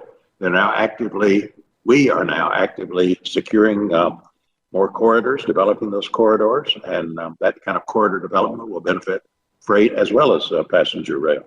So I have some brief questions, but important ones, I think, about the various funding streams that are going to possibly feed into this renaissance of intercity rail. There's Amtrak. There are the Amtrak state routes, very important component. There's CRISI, which we use very heavily and which this subcommittee has made a point of plussing up in recent years, and so forth. So can you provide more details, Mr. Secretary, about the new passenger rail grant program in particular that's proposed in the budget request? Would this complement or be identical to programs envisioned in the jobs plan? We don't quite have that straight, I think. And how do you intend, in general, to combine these funding streams in a complementary fashion? And then finally, how will the department balance the different types of projects that we've been talking about? Traditional passenger rail, high-speed rail, higher speed rail, emerging technology like hyperloops, the needs of different regions throughout the country. I don't expect you to give a detailed answer, but I wonder if you could give us the broader view looking forward. Well, thank you. I think the thumbnail answer would be that this contains substantial investments both in what we would consider to be familiar or traditional rail and high-speed rail for Americans, not on the order that would create a fully articulated national network, but enough to introduce routes that demonstrate that America can do it as well as anybody. That's certainly within the scope of the numbers called for in the jobs plan. When you talk about some of the more cutting-edge technologies, this is part of why we think R&D has to be part of the story when you're talking about infrastructure, and it's why an ARPA-I for infrastructure is the sort of thing we're very excited about as part of a research agenda for the future. Back to the earlier part of your question, just to clarify, we do view this alongside existing funding streams like CRISI's. So as you mentioned, CRISI's been successful, popular, and a way to make sure that we're supporting rail. What we're asking for in the discretionary budget request with the 625 for the Prime program is something that can sit alongside that, and it would include eligibility, yes, for Amtrak, but also for states who, as you mentioned, often shoulder a lot of the work, and other entities. Sometimes there are regional bodies or local bodies that play a role. But the idea is to try to create support and signal to project sponsors, railroads, and to the industries, manufacturing and supply, that we have a commitment to passenger rail. I would also point to the extensive planning and project development that's already been done in the course of the last 15 years that we think points the way toward a lot of projects that are in that shovel-ready category or close to it. So in terms of how we prioritize or what we'd be looking for, we'd be looking to increase service frequency and expand service on those state-supported routes. We'd be looking to reduce trip times and improve reliability on the national network, including the Northeast Corridor. And then for those visions that are a little further into the future, we would envision using some of these dollars to support the planning and the engineering and the environmental analysis processes that are so often so complex and extensive in the development of rail. So we would have enough in this 22 funding request to advance discrete projects that can help to do that. And it would be a step, we believe, toward the direction of the major investments that we anticipate in the American jobs plan, while recognizing again that we as a country just haven't generated the same kind of reliable, sustainable funding streams in the form of a trust fund that we have for the highway side and for the airport side. Thank you. That's very helpful and hopeful as well. Mr. Diaz-Balart.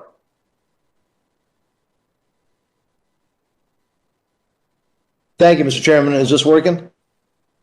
Yes, it is. All right. Well, again, Mr. Secretary, thank you for your patience. As you know, we have a lot of votes today, and so as the chairman had said, I actually don't have a question. A bit of a comment, which is frankly not your realm, Mr. Secretary, but one of the issues that I'm always concerned about, and being from Florida, is the fact that we also, a lot of times we kind of just forget about the motor coach industry, right? How important they are. And the reason I tell you that as a Floridian, it's a big deal because every time we have a hurricane, which we unfortunately have, that's, or we have an emergency, then we all remember that they exist. And I know that's not really in your realm, but just wanted to kind of throw it out there as you have interaction with other colleagues in the administration, just to kind of keep that in mind. Again, I have no further questions. I do want to thank you again for your service. One of my colleagues mentioned it before. I mentioned to you when we spoke before on the phone. Obviously, I appreciate your service now, but also greatly appreciate your service to the country in the most honorable way to serve, which is in the United States Armed Forces. And Mr. Chairman, as always, I think a fruitful hearing, despite the multiple votes, but Mr. Chairman, you made it work, and I'm grateful for that. Thank you, sir. I yield back. Thank you very much. I do think we're about ready to wrap up, but I note that Ms. Torres is still in the meeting. Ms. Torres, do you have an additional question? I do, but I'm not prepared yet, Mr. Chairman. I apologize. If you can come back to me, and if you need to wrap up, that's fine. I will forward it. No, we're about to wrap up. What I was going to suggest is that you preside while I go vote, and you also ask your question. You recognize yourself. Is that satisfactory? Okay. Great. All right. I will resign and call on myself. Let me find my place here, Mr. Secretary. The Inland Empire, as I talked to you about, we are recyclers of everything, and we manufacture a lot of goods with those recycle items. So whether it's aluminum cans, plastic bottles, anything under the sun, we'll make things out of that. We also love our old cars. Replica cars are, very, very popular in the area. I myself, with my husband, have been able to restore an old Ford Mustang, and we're now restoring an old truck.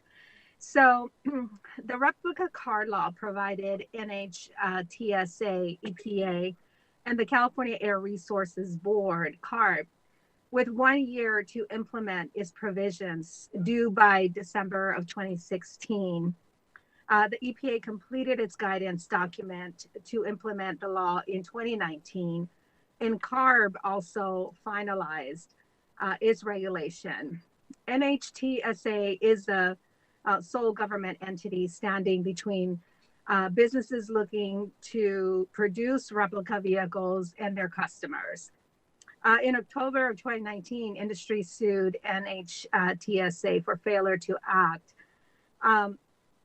What I'm getting to is that the EPA and CARB have completed their guidance and regulations, but companies can't start building vehicles and hiring workers until NHTSA's final rule has been approved and published in the Federal Register. I urge you to view this particular regulation differently under the law, and I will send you a formal request for you to review that, as the previous administration had been reviewing it and made its final rule, but then time ran out and they left out of office, and now we have a new administration. And we would love to be able to have an opportunity to hire these workers that are already readily and been trained to do this type of work, rebuilding and creating these replica vehicles. So I will send you a formal request on this rule as it was adopted in the last Congress. Thank you again. I will now turn it back over to you, Mr. Chairman.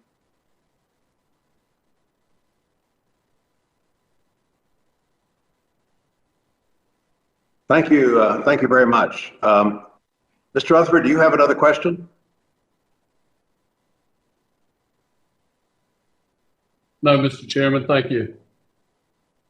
If there are no other members on the line who have a question, we thank you, Mr. Secretary, for a long and productive afternoon. And we've done it here with some distractions, but I think basically good participation from all of our members, both sides of the aisle, and a full range of questions. A lot of interest, high stakes in this bill for next year, and also the full range of your undertakings. So we thank you for your good work. Thank you for your patience with this proceeding this afternoon.